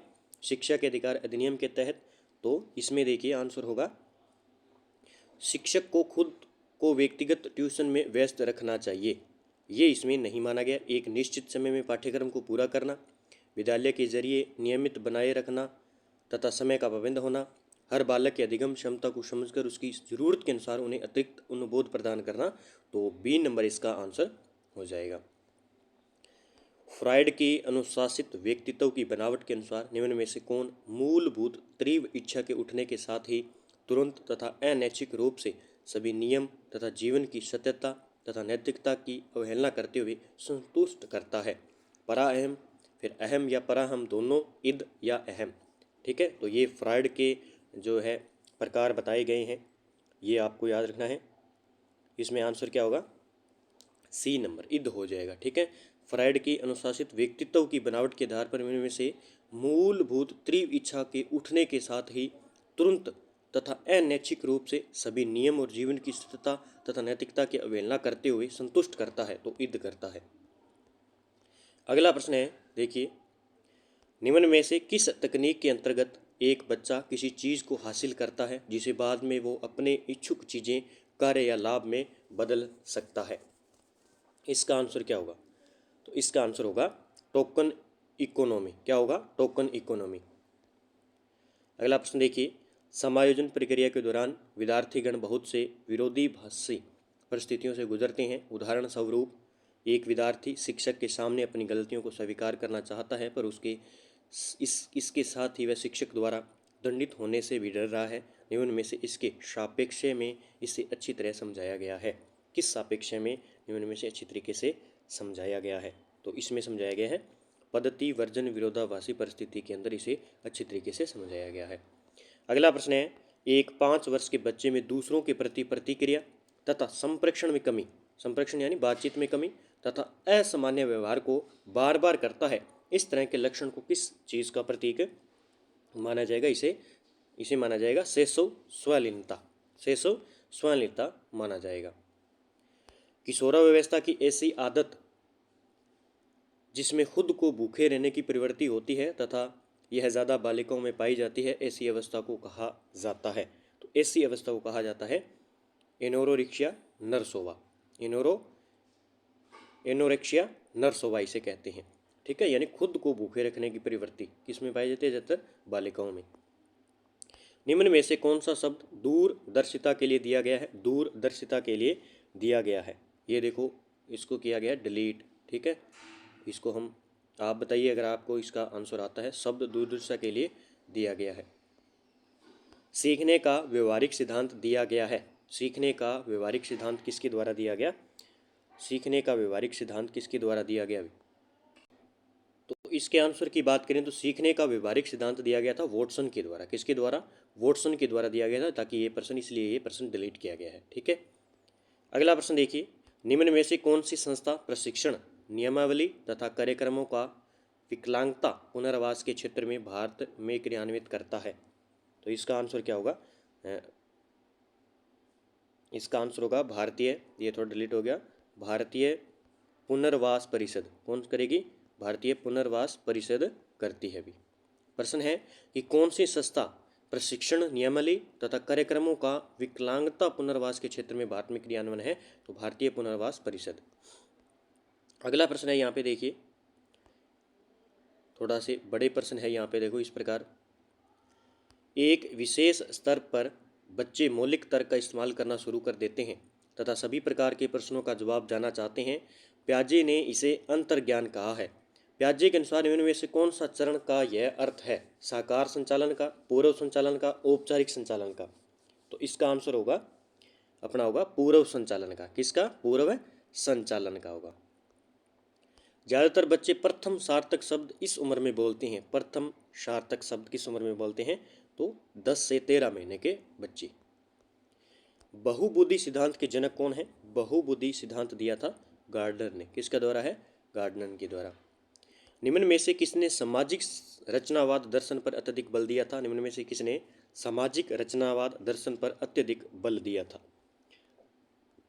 तो दिया था अपने वाइगोत्स्की ने। किसने? वाइगोत्स्की ने। निम्न में से कौन सी दृष्टिबाधित विद्यार्थियों के लिए उपयोग की जाने वाली सहायक सामग्री नहीं है? उपयोग की जाने वाली सहायक सामग्री नहीं है। बड़े प्रिंट किताबें, विशाल कंप्यूटरीकृत किताबें, वाणी संश्लेषक, पाठ्य पुस्तक अनुपूरक। इसने पूछा है कि दृष्टिबाधित विद्यार्थियों के लिए उपयोग की जाने वाली सहायक सामग्री नहीं है। ये सारे प्रश्न जो है इसको डिलीट किया गया। अभी देख लेना आप, इसका आंसर क्या होगा। स्वर्ण में विकृति की माप की जाती है। स्वर्ण में विकृति की माप की जाती है तो डेसिबल। ठीक है, ध्वनि में। निम्नलिखित में से कौन सूक्ष्म चलन कौशल का उदाहरण है? सूक्ष्म चलन कौशल का उदाहरण है तो दौड़ना। क्या हो जाएगा? दौड़ना। स्कीमा का मतलब क्या है? स्कीमा का मतलब है लंबे समय के याददाश्त में सूचना के संगठित पैकेट्स का एकत्रित होना ही क्या कहलाता है? स्कीमा कहलाता है। अगला प्रश्न देखिए, सूचना प्रक्रमण सिद्धांत बुद्धि को विभिन्न आधारभूत कौशलों में विभक्त करने के लिए जाने जाते हैं, जिसे लोग सूचना प्राप्त करने, प्रक्रमण करने, तर्क देकर समस्या समाधान के लिए उपयोग करते हैं। इस तरह के सिद्धांत का प्रतिपादन करने हेतु श्रेष्ठ किसे माना गया है? तो सूचना प्रक्रमण सिद्धांत अभी हमने बात की थी पहले, इसकी रॉबर्ट स्टेनबर्ग। ठीक है, इसका आंसर क्या होगा? डी नंबर, रॉबर्ट स्टेनबर्ग इसका आंसर हो जाएगा। निम्न में से दिए गए आईक्यू स्तर में शिक्षणीय वर्ग को चुने। शिक्षणीय वर्ग को चुने आईक्यू, तो इसमें आंसर होगा 70 से 90। 70 से 90। अगला प्रश्न देखिए, अनुवांशिकता की इकाई क्या है? अनुवांशिकता की इकाई क्या है? तो जीन होती है। अनुवांशिकता की इकाई जीन होती है। तो ये हमने पढ़ा 2017 का पेपर। अब हम बात करेंगे अगले पेपर की। अगला पेपर है हमारे पास 2021 का पेपर देखेंगे। 2021 के 30 प्रश्नों की हम बात करेंगे। उसके बाद में 2022 के हमारे पास 3 पेपर बच जाएंगे। तो अच्छे तरीके से इन प्रश्नों को पढ़ें। हो सकता है आपके एग्जाम में 5 से 6 प्रश्न आपको रिपीट मिले, नहीं तो आप अच्छी तरीके से पढ़ेंगे तो हो सकता है अनुवांशिकता की इकाई क्या है इसमें ऑप्शन ए हो, लेकिन ये जीन मिलेगा आपको। ठीक है, इस प्रकार के प्रश्न ये दोबारा पूछे जा सकते हैं, तो रिवाइज करते रहें। तो अब बात करते हैं हम 2021 के प्रश्नों की। तो अगले पेपर की हम बात करते हैं। अगला पेपर है हमारे पास 2021 का, और इसमें पूछी गई 30 प्रश्नों की हम चर्चा करने वाले हैं शिक्षा मनोविज्ञान की। तो देखिए, सबसे पहले प्रश्न की बात करेंगे। ये प्रश्न पहले भी आ चुका है 2012 की भर्ती में। शिक्षा के अधिकार अधिनियम 2009 में शिक्षक के लिए प्रति सप्ताह न्यूनतम कार्य घंटों की संख्या क्या होगी? तो ये 45 होगी। ये दूसरा रिपीट हो चुका है और आगे भी ये वापस आएगा, देख लेना आप, 2025 की रीट में पक्का आपको मिलेगा। तो 45 घंटे। अगला प्रश्न, एक विद्यालय के प्रधानाचार्य द्वारा विद्यार्थियों की विभिन्न संवेगात्मक समस्याओं के कारणों को पहचानने व उन्हें दूर करने हेतु कौन सा अनुसंधान किया जाता है? यानी एक विद्यालय के प्रधानाचार्य द्वारा विद्यार्थियों की विभिन्न जो संवेगात्मक समस्या हैं उसको दूर और उसको पहचानने के लिए किस विधि का प्रयोग करेंगे या किस अनुसंधान का प्रयोग करेंगे? तो क्रियात्मक अनुसंधान करेंगे। कौन सा? क्रियात्मक अनुसंधान। निम्न में से कौन सा सिद्धांत परिणामों द्वारा सीखने से संबंधित है? परिणामों द्वारा सीखने से संबंधित है, और ये प्रश्न दोबारा आ चुका है। ठीक है, तो कौन सा हो जाएगा? क्रिया प्रसूत अनुबंधन का सिद्धांत। अच्छे तरीके से पढ़ लेना भी इसको। अगला प्रश्न देखिए, जब हम वर्तमान स्कीमा का प्रयोग बाह्य जगत के विश्लेषण हेतु करते हैं तो उसे कहा जाता है? जब हम वर्तमान स्कीमा का प्रयोग बाह्य जगत के विश्लेषण हेतु करते हैं तो उसे कहते हैं आत्मसातीकरण। क्या कहते हैं? आत्मसातीकरण कहते हैं। ठीक है, ए नंबर आंसर हो जाएगा। अगला प्रश्न है कि निम्न में से कौन सी प्रक्षेपीय परीक्षण की विशेषता नहीं है? प्रक्षेपीय परीक्षण की एक विशेषता इनमें से नहीं है। तो अस्पष्ट उद्दीपक होता है, अनुक्रिया की स्वतंत्रता, व्यक्तिपरक प्रशिक्षण होता है, लेकिन वस्तुनिष्ठ व्याख्या इसमें नहीं होती है। डी नंबर आंसर हो जाएगा। निम्नलिखित में से कौन सी विशेषता प्रतिभावान शिक्षार्थी की है? इनमें से तो कौन सी हो जाएगी? यदि कक्षा की गतिविधियां अधिक चुनौतीपूर्ण नहीं होती है तो वह काम प्रेरित अनुभव करता है और ऊब जाता है। ये होगा इसका आंसर 1। अगला प्रश्न है कि विशेष आवश्यकता वाले बच्चों को शामिल करना, विशेष आवश्यकता वाले बच्चों को शामिल करना शिक्षण के प्रति दृष्टिकोण, विषय वस्तु और धारणा परिवर्तन करने की अपेक्षा रखता है। विशेष आवश्यकता वाले बच्चों को शामिल करना। अगला प्रश्न देखिए, समस्या समाधान नहीं है इनमें से। लक्ष्योन्मुखी एक कौशल है जो सीखा जा सकता है और जिसका अभ्यास किया जा सकता है। समझ और कर्मिक चरणों के प्रयोग पर आधारित है। संगीत संबंधी योग्यता के बारे में, तो नहीं, कौन सा नहीं होगा इसमें? प्रश्न नंबर हम बात कर रहे हैं 8 की, इसका डी नहीं होगा। संगीत संबंधी योग्यता के बारे में ये गलत हो जाएगा। लक्ष्योन्मुखी होगा। एक कौशल है जो सीखा जा सकता है और जिसका अभ्यास किया जा सकता है, ये भी समस्या समाधान है। समझ और कर्मिक चरणों के प्रयोग से ही हम समस्या समाधान कर सकते हैं। अगला प्रश्न है, प्रासंगिक अंतर्बोध परीक्षण व्यक्तित्व को मापने की किस प्रकार की विधि है? प्रासंगिक अंतर्बोध, ठीक है, ये व्यक्तित्व की विधियों से 1 या 2 प्रश्न पक्के आएंगे और फिक्स है यहाँ से, तो प्रक्षेपीय विधि कहते हैं इसको। ठीक है, 2-3 विधियाँ उनको अच्छी तरीके से पढ़ लेना। निम्नलिखित में से कौन सा सृजनात्मक की ओर ले जाता है? हमें सृजनात्मकता की ओर हमें ले जाता है। हमें कौन सा ले जाएगा? अपसारी चिंतन। कौन सा? अब सारी चिंतन हमें सृजनात्मक की ओर ले जाता है। यदि बालक की वास्तविक आयु 13 वर्ष हो और मानसिक आयु 14 वर्ष हो तो बुद्धि लब्धि क्या होगी? तो बुद्धि लब्धि होगी 107.69। सूत्र आपको याद होगा, सारे कमेंट बॉक्स में दीजिए इसका जवाब सूत्र का। सीखने का क्लासिकल कंडीशनिंग सिद्धांत प्रतिपादित किसने किया था? सीखने का क्लासिकल कंडीशनिंग सिद्धांत प्रतिपादित किसने किया था? तो ये किया था अपने पावलाव ने। किसने? पावलाव के द्वारा दिया गया है। बाल अपराध का कारण क्या है? माता पिता में अनबन बढ़ना, परिवार के सदस्यों का सहानुभूति व्यवहार, परिवार में आपस की सहमति से कार्य करना, समृद्ध परिवार। ये नहीं हो सकता, ये भी नहीं है, ये है माता पिता में अनबन रहना। अगला प्रश्न, बालकों की मुक्त व अनिवार्य शिक्षा अधिकार अधिनियम 2009 में निम्न में से किस पर ध्यान नहीं दिया गया? अध्यापकों को प्रशिक्षण सुविधा प्रदान करना दिया गया है, घुमंतु बालकों के प्रवेश को सुनिश्चित करना दिया गया है, एकेडमिक कैलेंडर को निर्धारित करना ये भी दिया गया है, 14 वर्ष के पश्चात शिक्षा, इसमें ये गलत और ये वापिस सेम का सेम रिपीट हुआ है क्वेश्चन। और 2009 की मैंने स्पेशल क्लास लगा रखी है अपने RTA 2009 की, वहाँ से जितने भी प्रश्न लगभग मैंने 50 से 60 प्रश्न है वो, उनको अच्छी तरीके से रिवाइज कर लो, वहाँ से प्रश्न एक बाहर नहीं जाएगा, पक्का 2 प्रश्न आएंगे आपके। अगला प्रश्न देखिए, निम्न में से कौन सा चरण शोध को क्रियात्मक अनुसंधान बताता है?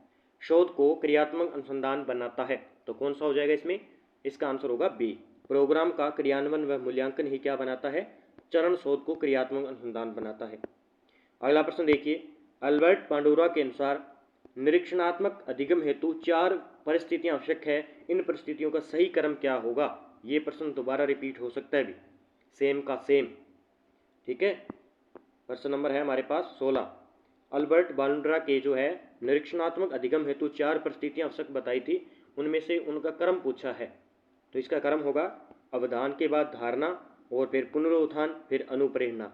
सी नंबर होगा, याद कर लेना, अवधान उसके बाद में धारणा फिर पुनरुत्थान और अनुप्रेरणा। सिगमंड फ्राइड के अनुसार अचेतन मन की विशेषताओं को ज्ञात करने की सर्वाधिक उपयुक्त विधि कौन सी है? तो कौन सा हो जाएगा? स्वप्न विश्लेषण विधि। अगले प्रश्न की बात करते हैं, ADHD का अर्थ क्या है? ADHD का अर्थ क्या है? इसका आंसर बताइए कि ADHD का अर्थ क्या है। 18 नंबर की बात करें तो हो जाएगा ध्यान विकार वाले बालक, ध्यान विकार वाले बालक। अगला प्रश्न देखिए, निम्न में से कौन सा चरण शोध क्रियात्मक वाला हो गया हमारा, प्रोग्राम को क्रियान्वित करने वाला, और ये भी हो गया हमारा।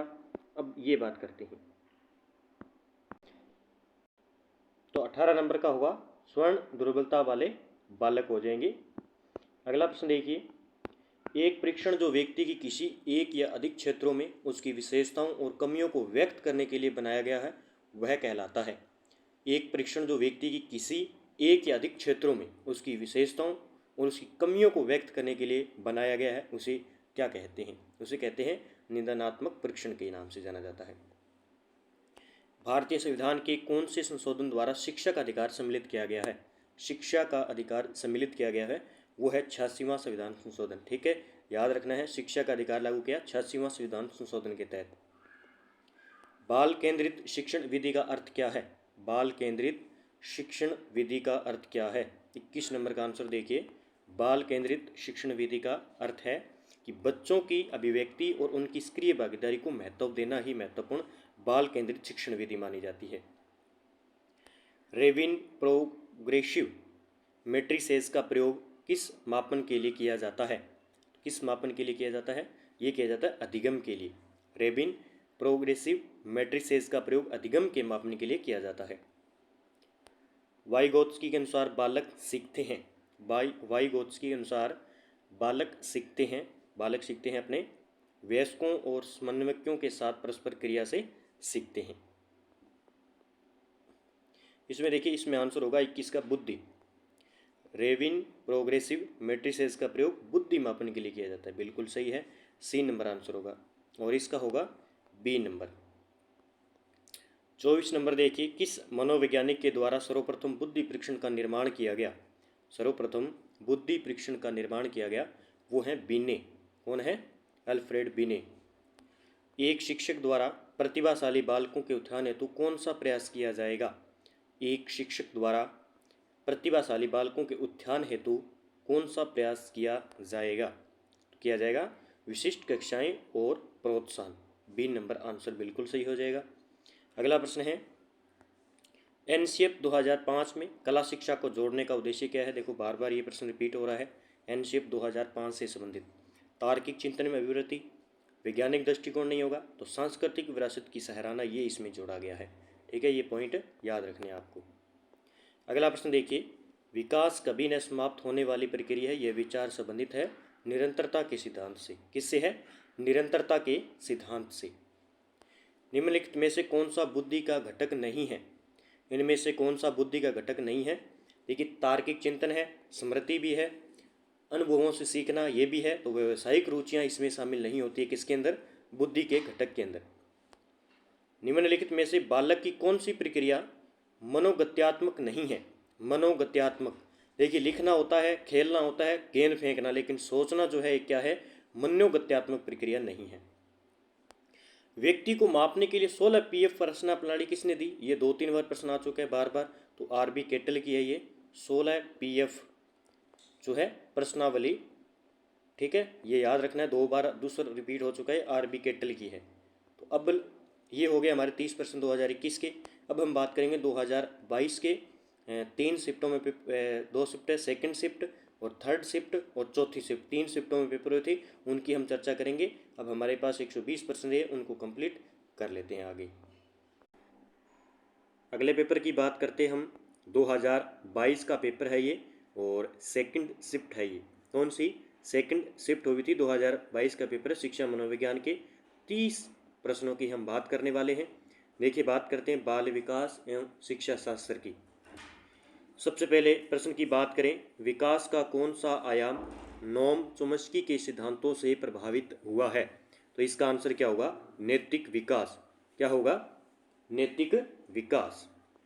अगला प्रश्न देखिए, स्वभाव में व्यक्तिगत विभिन्नताएं आधारभूत रूप से होती है। स्वभाव में व्यक्तिगत विभिन्नताएं आधारभूत से रूप से होती है तो जन्मजात होती है। जो व्यक्ति में स्वाभाविक जो विभिन्नताएं होती है वो जन्मजात से होती है। अगला प्रश्न है, किसने व्यक्तित्व के किसी भी सिद्धांत को प्रतिपादित नहीं किया है? तो देखिए, किसने नहीं किया इनमें से? सिगमंड फ्रायड के द्वारा दिया गया है। और व्यक्तित्व की बात कर रहे हैं, ये व्यक्तित्व का सिद्धांत किसने दिया था? रेमंड बी केटल ने भी दिया था, जिसमें 16 पीएफ प्रश्नावली दी थी। सिगमंड फ्रायड का मनोविश्लेषण स्वाद है, गॉर्डन आलपोर्ट का भी है। तो स्किनर ने जो है व्यक्तित्व का सिद्धांत नहीं दिया था। इस प्रकार का व्यवहारिक प्रश्न भी पूछा गया है। हेनरी ए मुरे तथा क्रिस्टियाना डी मार्गन द्वारा कौन सा परीक्षण निर्मित किया गया? देखिए, अब जो लेवल आ रहा है वो थोड़ा सरल आ रहा है। 2011, 12, 13, 15 का जो लेवल था थोड़ा हार्ड था मनोविज्ञान का, लेकिन अब जो है इसका लेवल बहुत जो है सरल कर दिया गया है। तो हेनरी ए मुरे तथा क्रिस्टियाना डी मार्गन द्वारा कौन सा परीक्षण निर्मित किया गया है? 4 नंबर का आंसर होगा कथानक संप्रत्यय परीक्षण निर्मित किया गया है। एक बालक की वृद्धि से कौन सा कारक संबंधित नहीं है? एक बालक की वृद्धि से कौन सा कारक सिद्धांत नहीं है? इसका आंसर क्या होगा? देखिए भी, एक बालक की वृद्धि से कौन सा कारक संबंधित नहीं है? पोषण, स्वास्थ्य, निद्रा या अधिवास? 5 नंबर का आंसर होगा अपना अधिवास संबंधित नहीं है। पोषण भी है वृद्धि से, स्वास्थ्य भी है और निद्रा भी है। अगले प्रश्न की बात करते हैं 6 नंबर। अगला प्रश्न देखिए, कौन सा परीक्षण बुद्धिमत्ता का संस्कृति मुक्त अवाचिक परीक्षण है? संस्कृति मुक्त अवाचिक परीक्षण कौन सा है? तो स्टैंडर्ड प्रोग्रेसिव मैट्रिसेस। कौन सा है? Standard progressive matrices. D number answer हो जाएगा। 7 नंबर, बहुआयामी बुद्धिमत्ताओं के गार्डनर के सिद्धांत में कौन सी बुद्धिमत्ता सम्मिलित नहीं है? कौन सी बुद्धिमत्ता सम्मिलित नहीं है? तो स्वावेंगिक इसमें सम्मिलित नहीं है, अंत व्यक्तित्व की है, प्राकृतिक की है और अस्तित्वकारी की है। तो पूछा है कि बुद्धिमत्ताओं में से गार्डनर के सिद्धांत में कौन सी बुद्धिमत्ता सम्मिलित नहीं है?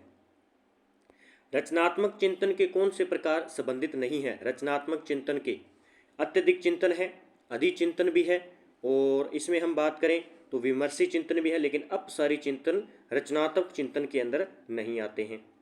अगला प्रश्न देखिए, मानसिक विमंदिक पद को किस पद के साथ प्रतिस्थापित किया गया है? मानसिक विमंदिक पद को किस पद के साथ प्रतिस्थापित किया गया है? तो बौद्धिक अयोग्यता के साथ। किसके साथ? बौद्धिक अयोग्यता के साथ। व्यक्तित्व की सैद्धांतिक अवधारणा के लिए निम्न में से कौन सा सत्य नहीं है? व्यक्तित्व की सैद्धांतिक अवधारणा के लिए कौन सा कथन सत्य नहीं है? तो 10 नंबर का आंसर होगा सामान्य। इसमें स्थिर होगा, स्थायी होगा और अनूठा होगा। अगले प्रश्न की बात करते हैं। पढ़ने से संबंधित अधिगम अक्षमता को कहा जाता है। पढ़ने से संबंधित अधिगम अक्षमता को कहा जाता है, तो ये कहा जाता है अपने डिसलेक्सिया। एक प्रश्न पहले भी आ चुका है डिसलेक्सिया का और फिर आ चुका है। अगला प्रश्न देखिए, न्यूनतम आधारभूत सुविधाओं से वंचित बालकों को निम्न में से निम्न रूप वर्गीकृत किया गया है। न्यूनतम आधारभूत सुविधाओं से वंचित बालकों को निम्न रूप में वर्गीकृत किया गया है। तो 12 नंबर का आंसर होगा प्रतिकूल परिस्थितिग्रस्त बालक। प्रतिकूल परिस्थितिग्रस्त बालक। अगला प्रश्न है, निम्न में से कौन सा कुसमायोजन का व्यवहारात्मक लक्षण है? कुसमायोजन का व्यवहारात्मक लक्षण कौन सा हो जाएगा? इसमें हो जाएगा आक्रामकता। कौन सा हो जाएगा? आक्रामकता हो जाएगा कुसमायोजन का। विशेष आवश्यकताओं वाले बालक के साथ कौन सी विधि प्रत्यक्ष रूप से संबंधित नहीं है? जो विशेष आवश्यकता वाले बालक होते हैं उनमें से कौन सी विधि प्रत्यक्ष रूप से संबंधित नहीं है? देखिए प्रश्न नंबर की बात करें हम 14 की, और 14 नंबर का आंसर होगा हमारा बी। खेलकूद व अतिरिक्त पाठ्यक्रम गतिविधियों का विकास जो है प्रत्यक्ष रूप से संबंधित नहीं है। पाठ्यक्रम का विभिन्नीकरण है, विभिन्न शिक्षण विधियां हैं और विशेष गतिविधियों के प्रशिक्षण। इवान पावलोव द्वारा प्रतिपादित शास्त्रीय अनुबंधन सिद्धांत अधिगम को निम्न में से समझाता है। किसका है? पावलोव का है। एक तो याद रखना, पावलोव का है शास्त्रीय अनुबंधन सिद्धांत अधिगम का निम्न को समझाता है। तो इसका आंसर होगा साहचर्य को। किसको? साहचर्य को समझाता है। निम्न में से कौन सी बालकों के लिए अधिगम प्रक्रिया नहीं है? इनमें से बालकों के लिए अधिगम प्रक्रिया नहीं है। प्रतिबिंब, तर्क, परिपक्वता, कल्पना। तो 16 नंबर का आंसर होगा परिपक्वता नहीं है अधिगम की प्रक्रिया। 17 नंबर, अधिगम में पुरस्कार व दंड की अवधारणा किसके द्वारा प्रस्तावित की गई है? पुरस्कार और दंड की अवधारणा तो ये की गई है अपने B.F. स्किनर की। किसके द्वारा? B.F. स्किनर के द्वारा। अधिगम की अवधारणा के लिए कौन सा कथन सत्य नहीं है? कौन सा कथन सत्य नहीं है? तो इसमें अधिगम एक जन्मजात प्रक्रिया है, ये कथन जो है सत्य नहीं है। 18 नंबर का, अधिगम व्यवहार में परिवर्तन है, अपेक्षाकृत रूप से स्थायी अंतर में परिलक्षित होता है, अधिगम अभ्यास द्वारा प्रभावित होता है। ये सारे जो है सही है, लेकिन अधिगम एक जन्मजात प्रक्रिया नहीं है। ठीक है। अगला प्रश्न है कि शिक्षा में अवधारणा मानचित्रण किसके द्वारा सुझावित किया गया? शिक्षा में अवधारणा मानचित्रण किसके द्वारा सुझावित किया गया? किसके द्वारा भी? 19 नंबर की बात करते हैं। 19 नंबर का होगा जोसेफ डी नोवाक के द्वारा शिक्षा में अवधारणा मानचित्रण सुझावित किया गया। शिक्षक का कौन सा प्रकार शिक्षण के उद्देश्यों पर आधारित नहीं है? शिक्षण का कौन सा प्रकार शिक्षक के उद्देश्यों पर आधारित नहीं है? तो वर्णनात्मक शिक्षण नहीं है, संज्ञानात्मक शिक्षण है, भावात्मक शिक्षण और मनोगत्यात्मक शिक्षण है। प्रश्न नंबर 21 की हम बात कर रहे हैं। देखिए, नैसर्गिकता से विचारों की सूची के एकत्रण के द्वारा विशिष्ट समस्या के समाधान की समूह रचनात्मकता विधि को कहा जाता है। तो इसको कहते हैं स्वामित्व अधिगम युक्ति। 21 का होगा, 1 मिनट रुकिए, 21 नंबर प्रश्न का होगा मस्तिष्क विलुप्त युक्ति कहते हैं इसको।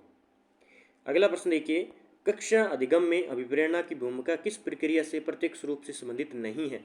कक्षा अधिगम में अभिप्रेरणा की भूमिका किस प्रक्रिया से प्रत्यक्ष रूप से संबंधित नहीं है? तो अंतर व्यक्तित्व समायोजन से संबंधित नहीं है। राष्ट्रीय पाठ्यचर्या रूपरेखा 2005 का मुख्य दर्शन क्या है? व्यवसायिक कुशलताओं को सीखना, बिना बोझ के शिक्षा, बिल्कुल सही है। सतत एवं मूल्यांकन, सह शैक्षणिक गतिविधियों को सीखना। अब बताइए भी, तो इसका आंसर अपना कौन सा हो जाएगा? दर्शन क्या है? तो बिना बोझ के सीखना, ये जो है टाइटल अब की बार। शिक्षा का अधिकार अधिनियम 2009 के लिए कौन सा कथन सत्य नहीं है? 6 से 14 वर्ष के प्रत्येक बालक के लिए निःशुल्क अनिवार्य शिक्षा, विद्यालय प्रबंधन समिति का प्रावधान, ये भी है। विद्यालय प्राथमिक शिक्षा के लिए राष्ट्रीय आयोग का गठन, अध्यापक के लिए प्रति सप्ताह न्यूनतम 60 घंटे नहीं है, 45 घंटे भी, कितने 45 घंटे। तो ये देखो बार बार प्रश्न आ रहे हैं लेकिन थोड़े हार्ड नहीं आ रहे, सरल प्रश्न आ रहे हैं, तो 24 नंबर का डी हो जाएगा। ठीक है। शिक्षा में क्रियात्मक अनुसंधान के विकास में किसने योग दिया। देखिए क्रियात्मक अनुसंधान का एक प्रश्न प्रत्येक एग्जाम में आ रहा है। ठीक है, ये सारे अगर प्रश्न पढ़ लिए तो लगभग यहाँ से वापस आ जाए क्रियात्मक अनुसंधान का। तो इसका हो जाएगा स्टेफन एम कोवे। स्टेफन एम कोवे नहीं दिया था, बाकी कोट लेविन है, बी आर बकीम है और स्टेफन एम कोरे। शिक्षा मनोविज्ञान में किस स्तर के मापन का न्यूनतम प्रयोग किया जाता है। किस स्तर के मापन का न्यूनतम प्रयोग किया जाता है। 26 नंबर का देखिए, तो क्रम सूचक मापनी होती है, नामिक मापनी। तो इसका जो कम किया जाता है वो है अनुपातिक मापनी का। किसका, अनुपातिक मापनी का सबसे कम न्यूनतम प्रयोग किया जाता है। निम्न मनोवैज्ञानिकों में से कौन बाल विकास के सिद्धांतों से संबंधित नहीं है। बाल विकास से संबंधित, जैसे पहले प्रश्न आया था कि निम्न में से कौन सा व्यक्तित्व से संबंधित नहीं है, उसी प्रकार पूछा कि बाल विकास के सिद्धांत दिए थे उनमें से एक व्यक्ति नहीं है जिसने बाल विकास नहीं दिया था, सिद्धांत नहीं दिया। इसमें देखिए जीन प्याजे हैं, इन्होंने दिया था, बांडूरा ने दिया था, लेव वायगुर से था, लेकिन अब्राहम मास्लो के द्वारा जो है ये कथन जो नहीं मिलता है बाल विकास में। आनुवांशिकता की भूमिका के अध्ययन के लिए कौन सी विधि वैध नहीं है। कौन सी विधि वैध नहीं, 28 नंबर का होगा अभिभावक बालक विश्लेषण वैध नहीं है। एक व्यक्ति की दिखाई देने वाली दैहिक और मनोवैज्ञानिक विशेषताओं को किस रूप में परिभाषित किया जा सकता है। ठीक है, प्रोटोटाइप, कार्योटाइप, फिनोटाइप, जीनोटाइप, ये सारे अंग्रेजी के शब्द हैं। ठीक है, इन्वायरमेंटल, एक मिनट ये रहा, प्रोटोटाइप, कार्योटाइप और फिनोटाइप और जीनोटाइप। तो इसमें आंसर क्या होगा, इसमें होगा फिनोटाइप। कौन सा हो जाएगा, फिनोटाइप जो है क्या करेगा, एक व्यक्ति की दिखाई देने वाली दैहिक और मनोवैज्ञानिक विशेषताओं को फिनोटाइप के रूप में परिभाषित करेगा। किस परिप्रेक्ष्य के अनुसार बाल विकास शरीर के अंदर एक विशिष्ट तथा पूर्व व्यवस्थित प्रणाली को दर्शाता है। तो कौन सा दर्शाता है, इसमें से जैविक दर्शाता है। कौन सा, जैविक। ये हो गया हमारा 2022 के सेकंड शिफ्ट हुई थी उसके 30 प्रश्न हमने कंप्लीट कर लिए हैं। अब हम बात करेंगे 2022 के थर्ड शिफ्ट के प्रश्नों की बात करेंगे। ठीक है, तो बात करते हैं अगले थर्ड शिफ्ट के प्रश्नों की। तो अगले पेपर की बात करते हैं। अगला पेपर है हमारे पास 2022 का और ये शिफ्ट है हमारे पास थर्ड शिफ्ट। थर्ड शिफ्ट का है 2022 का पेपर। इसमें 30 प्रश्न पूछे गए थे, वो हम चर्चा करने वाले हैं। सबसे पहला प्रश्न देखिए, इसमें विकास के नियम के रूप में कौन सा कथन सत्य नहीं है। विकास के नियम के रूप में कौन सा कथन सत्य नहीं है। तो इसमें विकास के लिए प्रत्येक अवस्था समान रूप से महत्वपूर्ण है, ये कथन सही नहीं है, बल्कि विकास परिपक्वता व सीखने का परिणाम है, बिल्कुल सही है। विकास में व्यक्तिगत विभिन्नता होती है, विकास के प्रारूप पूर्वानुमेय होते हैं। तो बी, सी और डी जो है कथन सही है, बल्कि ए नंबर जो है कथन इसका गलत हो जाएगा। नैतिक विकास का सिद्धांत किसके द्वारा प्रतिपादित किया गया। देखिए नैतिक विकास का सिद्धांत दिया गया था लॉरेंस कोहेलबर्ग के द्वारा। लॉरेंस कोहेलबर्ग के द्वारा नैतिक विकास का सिद्धांत दिया गया था। अगला प्रश्न है, व्यवसाय चयन में व्यक्तिगत विभिन्नताओं को निम्न द्वारा समझाया जाता है। व्यवसाय चयन में व्यक्तिगत विभिन्नताओं को निम्न द्वारा समझाया जाता है। तो अभिक्षमता में अंतर। ठीक है, इसका आंसर क्या होगा, अभिक्षमता में अंतर हो जाएगा। ठीक है, अगला प्रश्न देखिए, बाल विकास में वातावरण की भूमिका के द्वारा सबसे सही रूप में प्रतिबिंब होती है। तो बाल विकास में वातावरण की भूमिका में आदत निर्माण, किसका, आदत निर्माण के द्वारा सबसे सही रूप में प्रतिबिंबित होती है। व्यक्तित्व का शील गुण सिद्धांत किसने प्रतिपादित किया था। व्यक्तित्व का शील गुण सिद्धांत याद रखना है, बहुत अच्छा प्रश्न है। तो शील गुण सिद्धांत दिया था आपने, किसने दिया था, व्यक्तित्व का शील गुण सिद्धांत। तो इसमें देखिए ऑप्शन हमारे पास दो दे रखे हैं, एक तो केटल भी दे रखा है और गॉर्डन ऑलपोर्ट भी दे रखा है। वैसे ये दोनों हैं शील गुण सिद्धांत के, तो इसमें दोनों आंसर हो जाएंगे और वर्षन वैसे ये डिलीट किया गया है। तो प्रश्न के हिसाब से देखें, व्यक्तित्व का शील गुण सिद्धांत किसने दिया था, केटल और ऑलपोर्ट ने दिया था, तो इसके दोनों आंसर हो जाएंगे। ठीक है, तो याद रखना है शील गुण का सिद्धांत किसने दिया, तो केटल और ऑलपोर्ट याद रखना है। व्यक्तित्व का शील गुण सिद्धांत याद रखना है, ऑलपोर्ट और केटल ने, और सील गुण के निर्माण में सबसे ज़्यादा सहायक कौन होता है? वातावरण सहायक होता है, ये भी याद रखना है। कौन सा? वातावरण सबसे ज़्यादा सहायक होता है। ठीक है, अगले प्रश्न की बात करते हैं। ये देखो फिर आ गया, कौन सा व्यक्तित्व परीक्षण नैदांतिक निदान के लिए वैध है? कौन सा व्यक्तित्व परीक्षण नैदांतिक निदान के लिए वैध है? तो कौन सा हो जाएगा? ये MMPI। कौन है? MMPI जो परीक्षण है वो नैदांतिक निदान के लिए वैध है। इसमें 16 PF प्रश्नावली विधि किसने दी थी? केटल के द्वारा दी गई थी। TAT विधि है और EPPS। तो याद रखनी है विधियाँ, ये है प्रक्षेपण की विधियाँ। कौन सी है? प्रक्षेपण की विधि है, और ये किस में टॉपिक है? व्यक्तित्व की है। और यहाँ से एक प्रश्न पक्का आएगा भी। रॉबर्ट जे स्टर्नबर्ग द्वारा बुद्धि का कौन सा सिद्धांत प्रस्तावित किया गया? स्टर्नबर्ग के द्वारा बुद्धि का कौन सा सिद्धांत दिया गया था? इसमें देखिए, तो सबसे पहले हम ऑप्शन को हल करते हैं। द्विकारक सिद्धांत की हम बात करें, ये किसने दिया था? स्पीयरमैन ने। ये स्पीयरमैन का है, याद रखना। द्विकारक सिद्धांत है बुद्धि का, स्पीयरमैन ने दिया था। अगला है बहुकारक सिद्धांत, दिया था थॉर्नडाइक ने। किसने? थॉर्नडाइक ने बहुकारक सिद्धांत दिया। फिर त्रिआयामी सिद्धांत किसने दिया?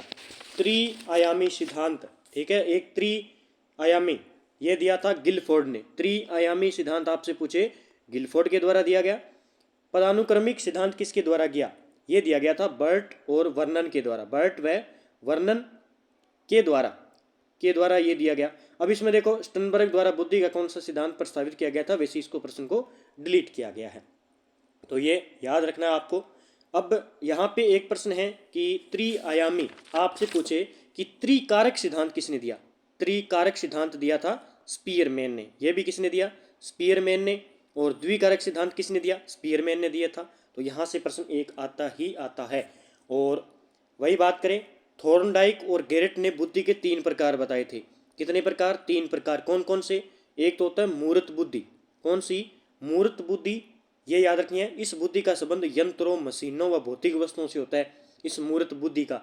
ठीक है, जैसे एक इस व्यक्ति वाले अच्छे व्यक्ति जैसे मैकेनिक है, कारीगर है, नर्तक है, वादक है, औद्योगिक कार्यकर्ता बनते हैं। दूसरा उन्होंने बताया अमूर्त बुद्धि। कौन सी? अमूर्त बुद्धि बताया, इसका संबंध है पुस्तक के ज्ञान प्राप्त करने से होता है। पुस्तक के ज्ञान प्राप्त करने वाले जैसे है डॉक्टर है, लेखक हैं, शिक्षक है। शिक्षक किस में आ जाएगा? अमूर्त बुद्धि के अंदर आ जाएगा। गणितज्ञ, वैज्ञानिक, कवि, साहित्यकार, चित्रकार और दार्शनिक, ये इसमें आ जाएंगे।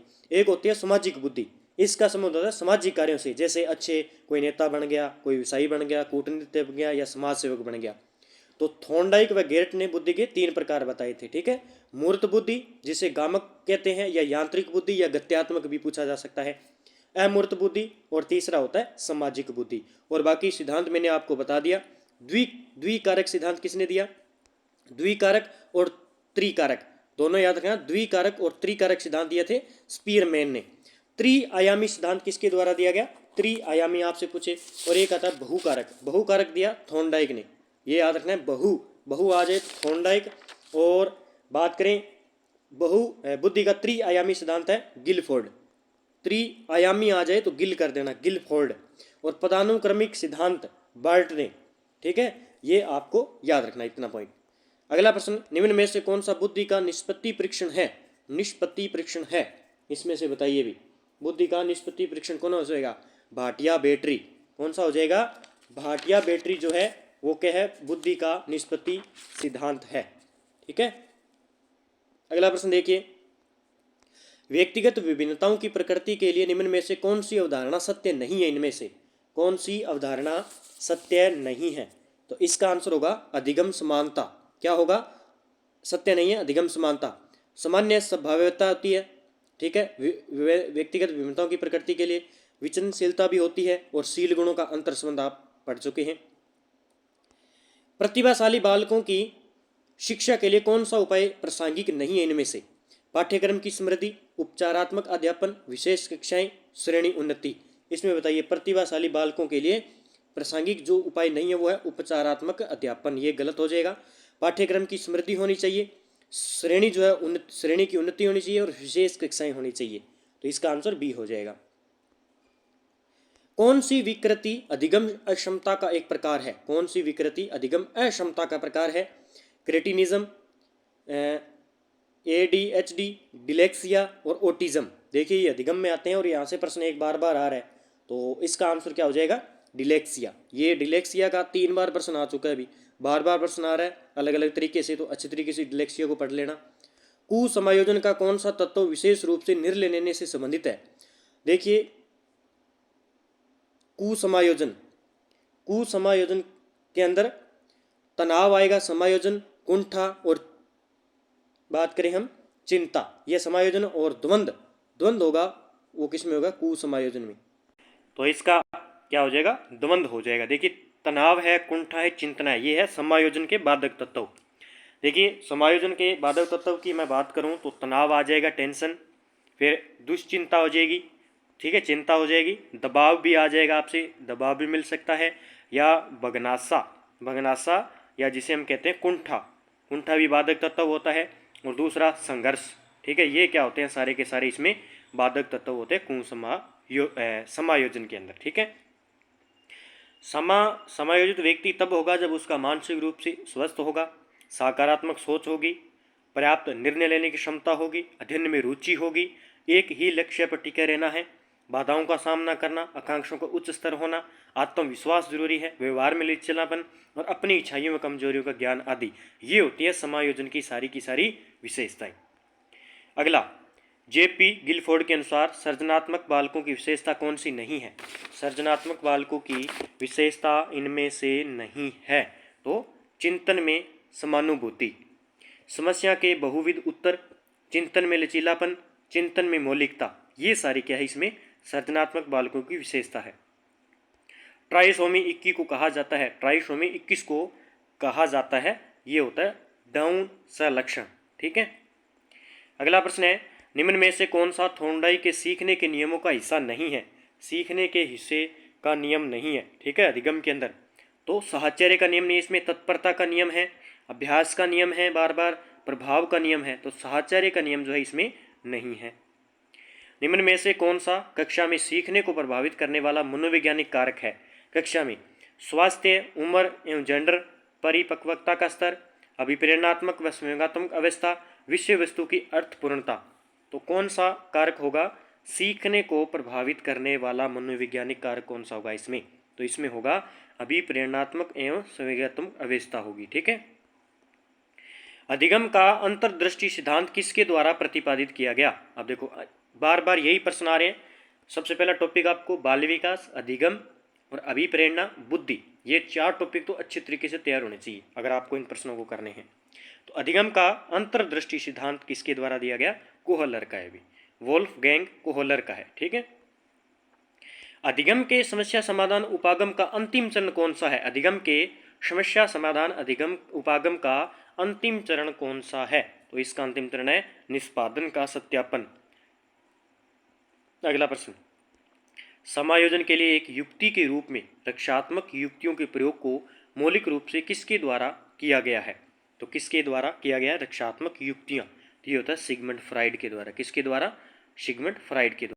अगले प्रश्न की बात करते हैं। अगला प्रश्न देखिए, निम्न में से कौन सा बाह्य अभिप्रेरणा का उदाहरण है? देखो बार बार अभिप्रेरणा, बुद्धि, अधिगम और व्यक्तित्व से ही प्रश्न आ रहे। तो बाह्य अभिप्रेरण का उदाहरण होगा इसमें, देखिए उपलब्धि की आवश्यकता नहीं है, चिंता नहीं है, आकांक्षा स्तर, तो पुरस्कार होगा, ठीक है। बाह्य अभिप्रेरणा 2 प्रकार की, आंतरिक अभिप्रेरणा और बाह्य परम्प्रेरणा। आंतरिक के अंदर अलग अलग आते हैं और बाह्य ये पुरस्कार है इस प्रकार के। निम्न में से कौन सा शिक्षण के स्तरों के आधार पर शिक्षण का प्रकार नहीं है? इनमें से शिक्षण का एक प्रकार नहीं है, बोध स्तर, स्मृति स्तर, चिंतन स्तर, ठीक है। इसमें बताइए कौन सा नहीं है? तो इसमें प्रदर्शन स्तर नहीं होगा, ठीक है। तो बोध स्तर होता है, स्मृति स्तर होता है और चिंतन स्तर होता है। अगला प्रश्न है कि डवाइट डब्ल्यू एलन के द्वारा कौन सी शिक्षण अधिगम विधि प्रस्तुत की गई थी? डब्ल्यू एलन के द्वारा कौन सी शिक्षण अधिगम जो है शिक्षण अधिगम प्रस्तुत की गई थी विधि? सूक्ष्म शिक्षण। याद रखना, सूक्ष्म शिक्षण विधि किसकी है? एलन की है। सूक्ष्म शिक्षण विधि एलन की है। अभिप्रेरणात्मक चक्र के 3 महत्वपूर्ण घटक कौन से हैं? अभिप्रेरणात्मक चक्र के 3 महत्वपूर्ण घटक है आवश्यकता, अंतर्नोद और प्रोत्साहन। याद रखना, ये आएगा पक्का प्रश्न, अभिप्रेरणा से ये प्रश्न पक्का आएगा, आवश्यकता, अंतर्नोद, प्रोत्साहन, चाहे वे कैसे भी पूछे हो। क्रियात्मक अनुसंधान का मुख्य उद्देश्य, बार बार प्रश्न आ रहा है क्रियात्मक अनुसंधान का, तो रूपांतरणी। क्रियात्मक अनुसंधान का प्रमुख उद्देश्य क्या है? रूपांतरणकारी। ठीक है। उपलब्धि परीक्षण के निर्माण के लिए इनमें से कौन सा सत्य नहीं है? उपलब्धि परीक्षण के लिए। ठीक है। पहले प्रश्न है कि उपलब्धि परीक्षण कितने प्रकार का? 2 प्रकार का, याद रखना है, 2 प्रकार का। तो इसमें आंसर क्या होगा उपलब्धि परीक्षण के लिए? तो मूल्यांकन सत्य नहीं है, विशेषता होनी चाहिए, वैधता होनी चाहिए और वस्तुनिष्ठता होनी चाहिए उपलब्धि परीक्षण के लिए, मूल्यांकन नहीं होना चाहिए। राष्ट्रीय पाठ्यचर्या रूपरेखा को किस वर्ष प्रस्तावित किया गया था? तो ये प्रश्न बड़ा बच्चा है, 2005 को। ठीक है। आकलन का कौन सा प्रकार शिक्षण अधिगम प्रक्रिया से संबंधित नहीं है? देखिए, उपलब्धि परीक्षण है, नैदांतिक है, उपचारात्मक है।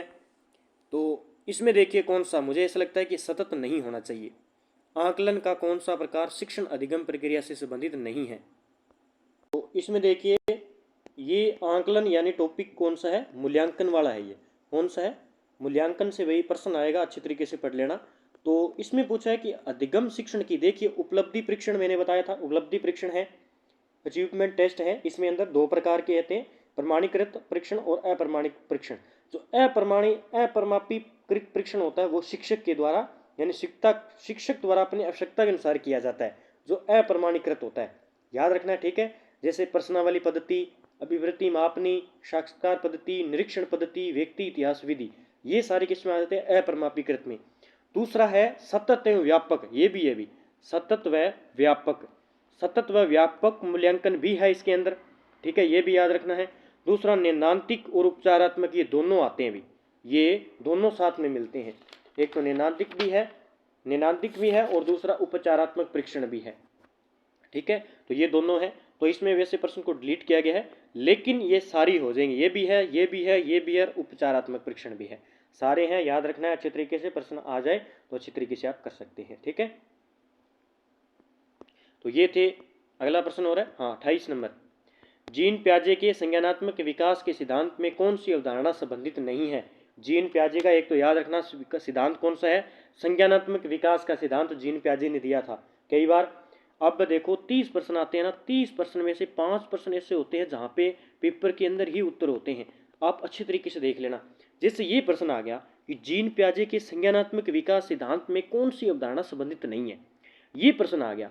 अब इस प्रकार का प्रश्न आपको दिया जाए कि संज्ञानात्मक, हो सकता है अगले आपका ये जैसे 28 नंबर प्रश्न है, आपका हो सकता है कि 8 नंबर प्रश्न पर ऐसा प्रश्न आया हो कि संज्ञानात्मक विकास का सिद्धांत किसने दिया।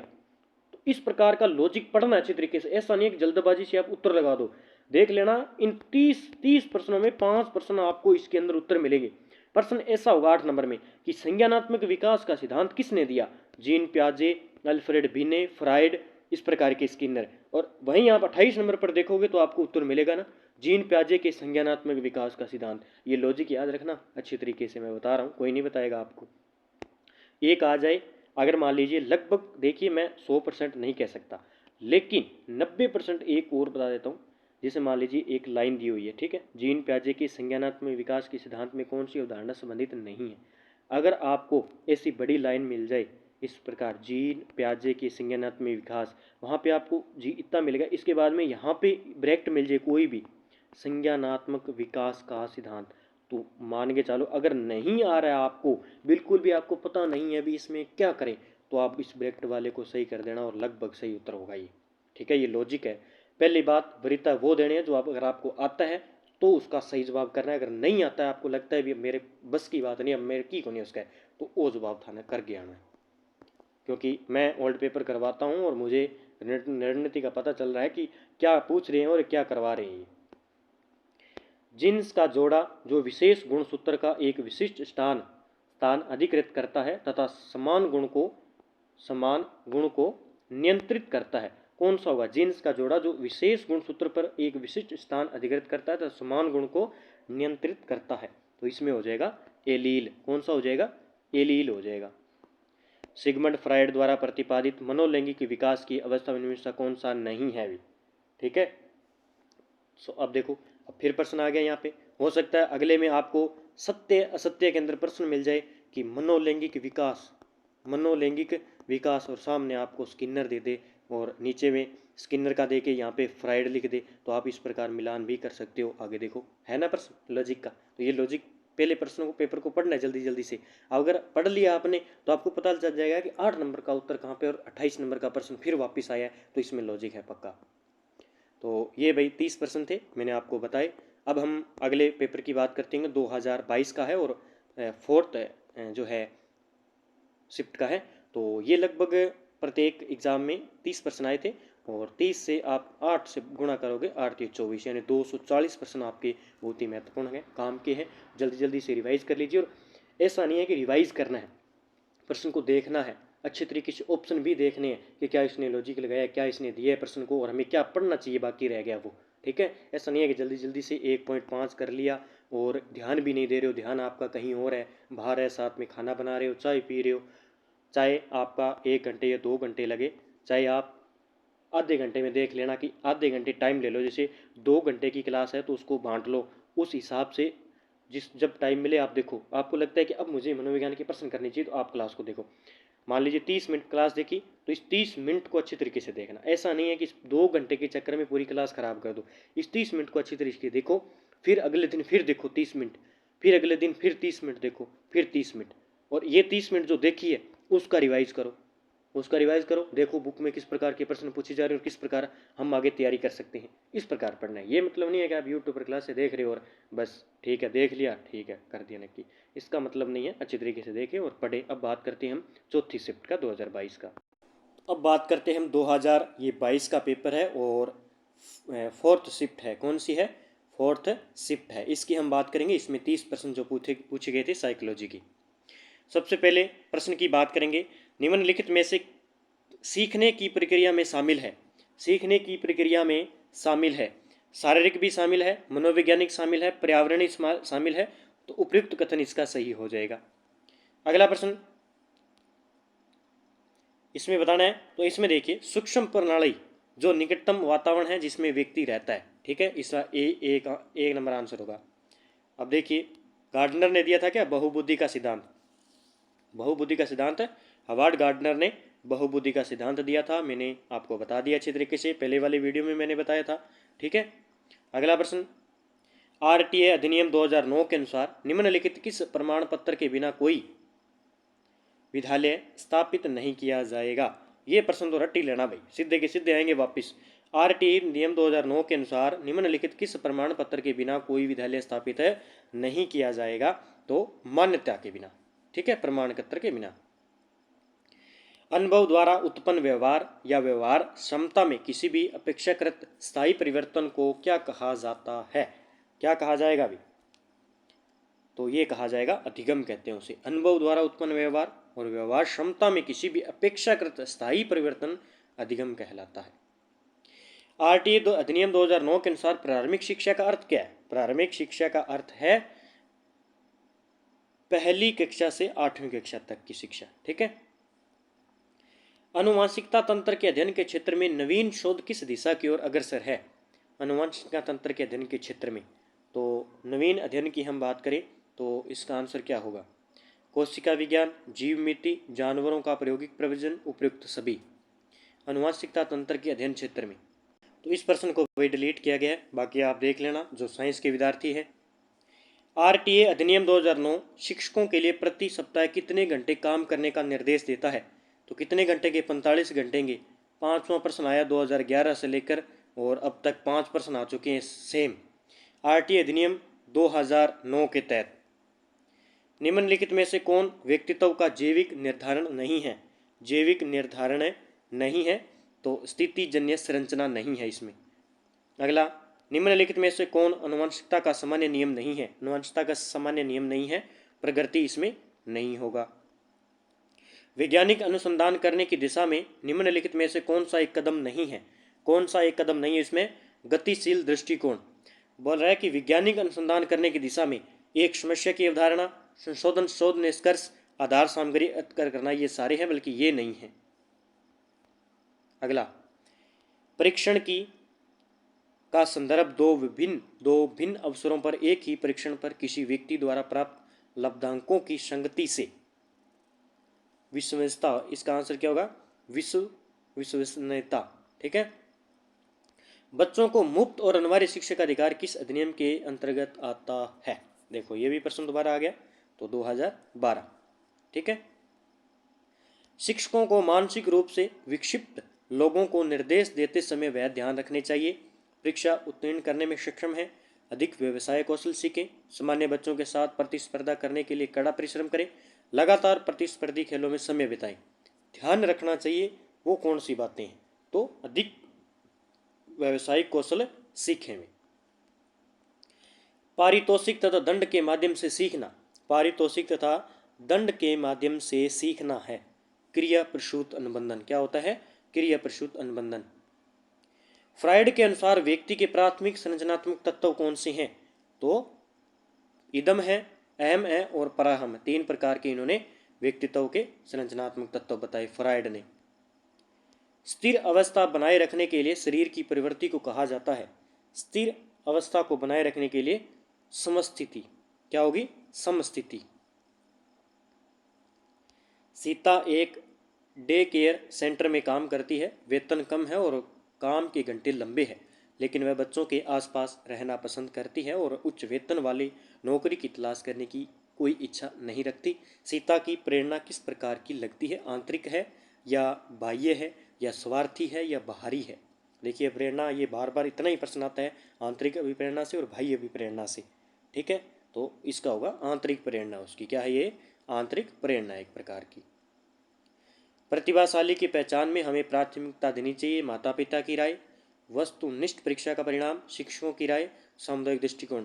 ये शायद तक 2012 पता नहीं 2015 में आया था ये, और ये सेम प्रश्न वापस आ गया कि प्रतिभाशाली की पहचान में हमें प्राथमिकता देनी चाहिए भी, तो वस्तुनिष्ठ परीक्षा का परिणाम, ये प्रश्न आया, दोबारा रिपीट हुआ है। निम्नलिखित में से कौन सा संज्ञानात्मक कार्य पद्धति के स्वस्थ स्तर को बनाए रखने में मदद करने के लिए उपयुक्त नहीं है? संज्ञानात्मक कार्य पद्धति के स्वस्थ स्तर को बनाए रखने में क्रीड़ा में भाग लेना, क्रॉस वर्ड पहेली पर काम करना, आसीन जीवन शैली पठन करना। इसका आंसर क्या होगा? सी। ठीक है, सी हो जाएगा, सी नंबर। जीवन अस्तित्व के संघर्ष और उत्तरजीविता की एक सतत श्रृंखला प्रस्तुत करता है। यह किसके द्वारा कहा गया? कहा गया कि जीवन अस्तित्व के संघर्ष और उत्तरजीविता की एक सतत श्रृंखला है। ये किसने कहा? ये कथन किसका है? बड़े गजब का प्रश्न। ये कथन है अपने डार्विन का। डार्विन कहता है कि जीवन अस्तित्व के संघर्ष और उत्तरजीविता की एक सतत श्रृंखला प्रस्तुत करता है।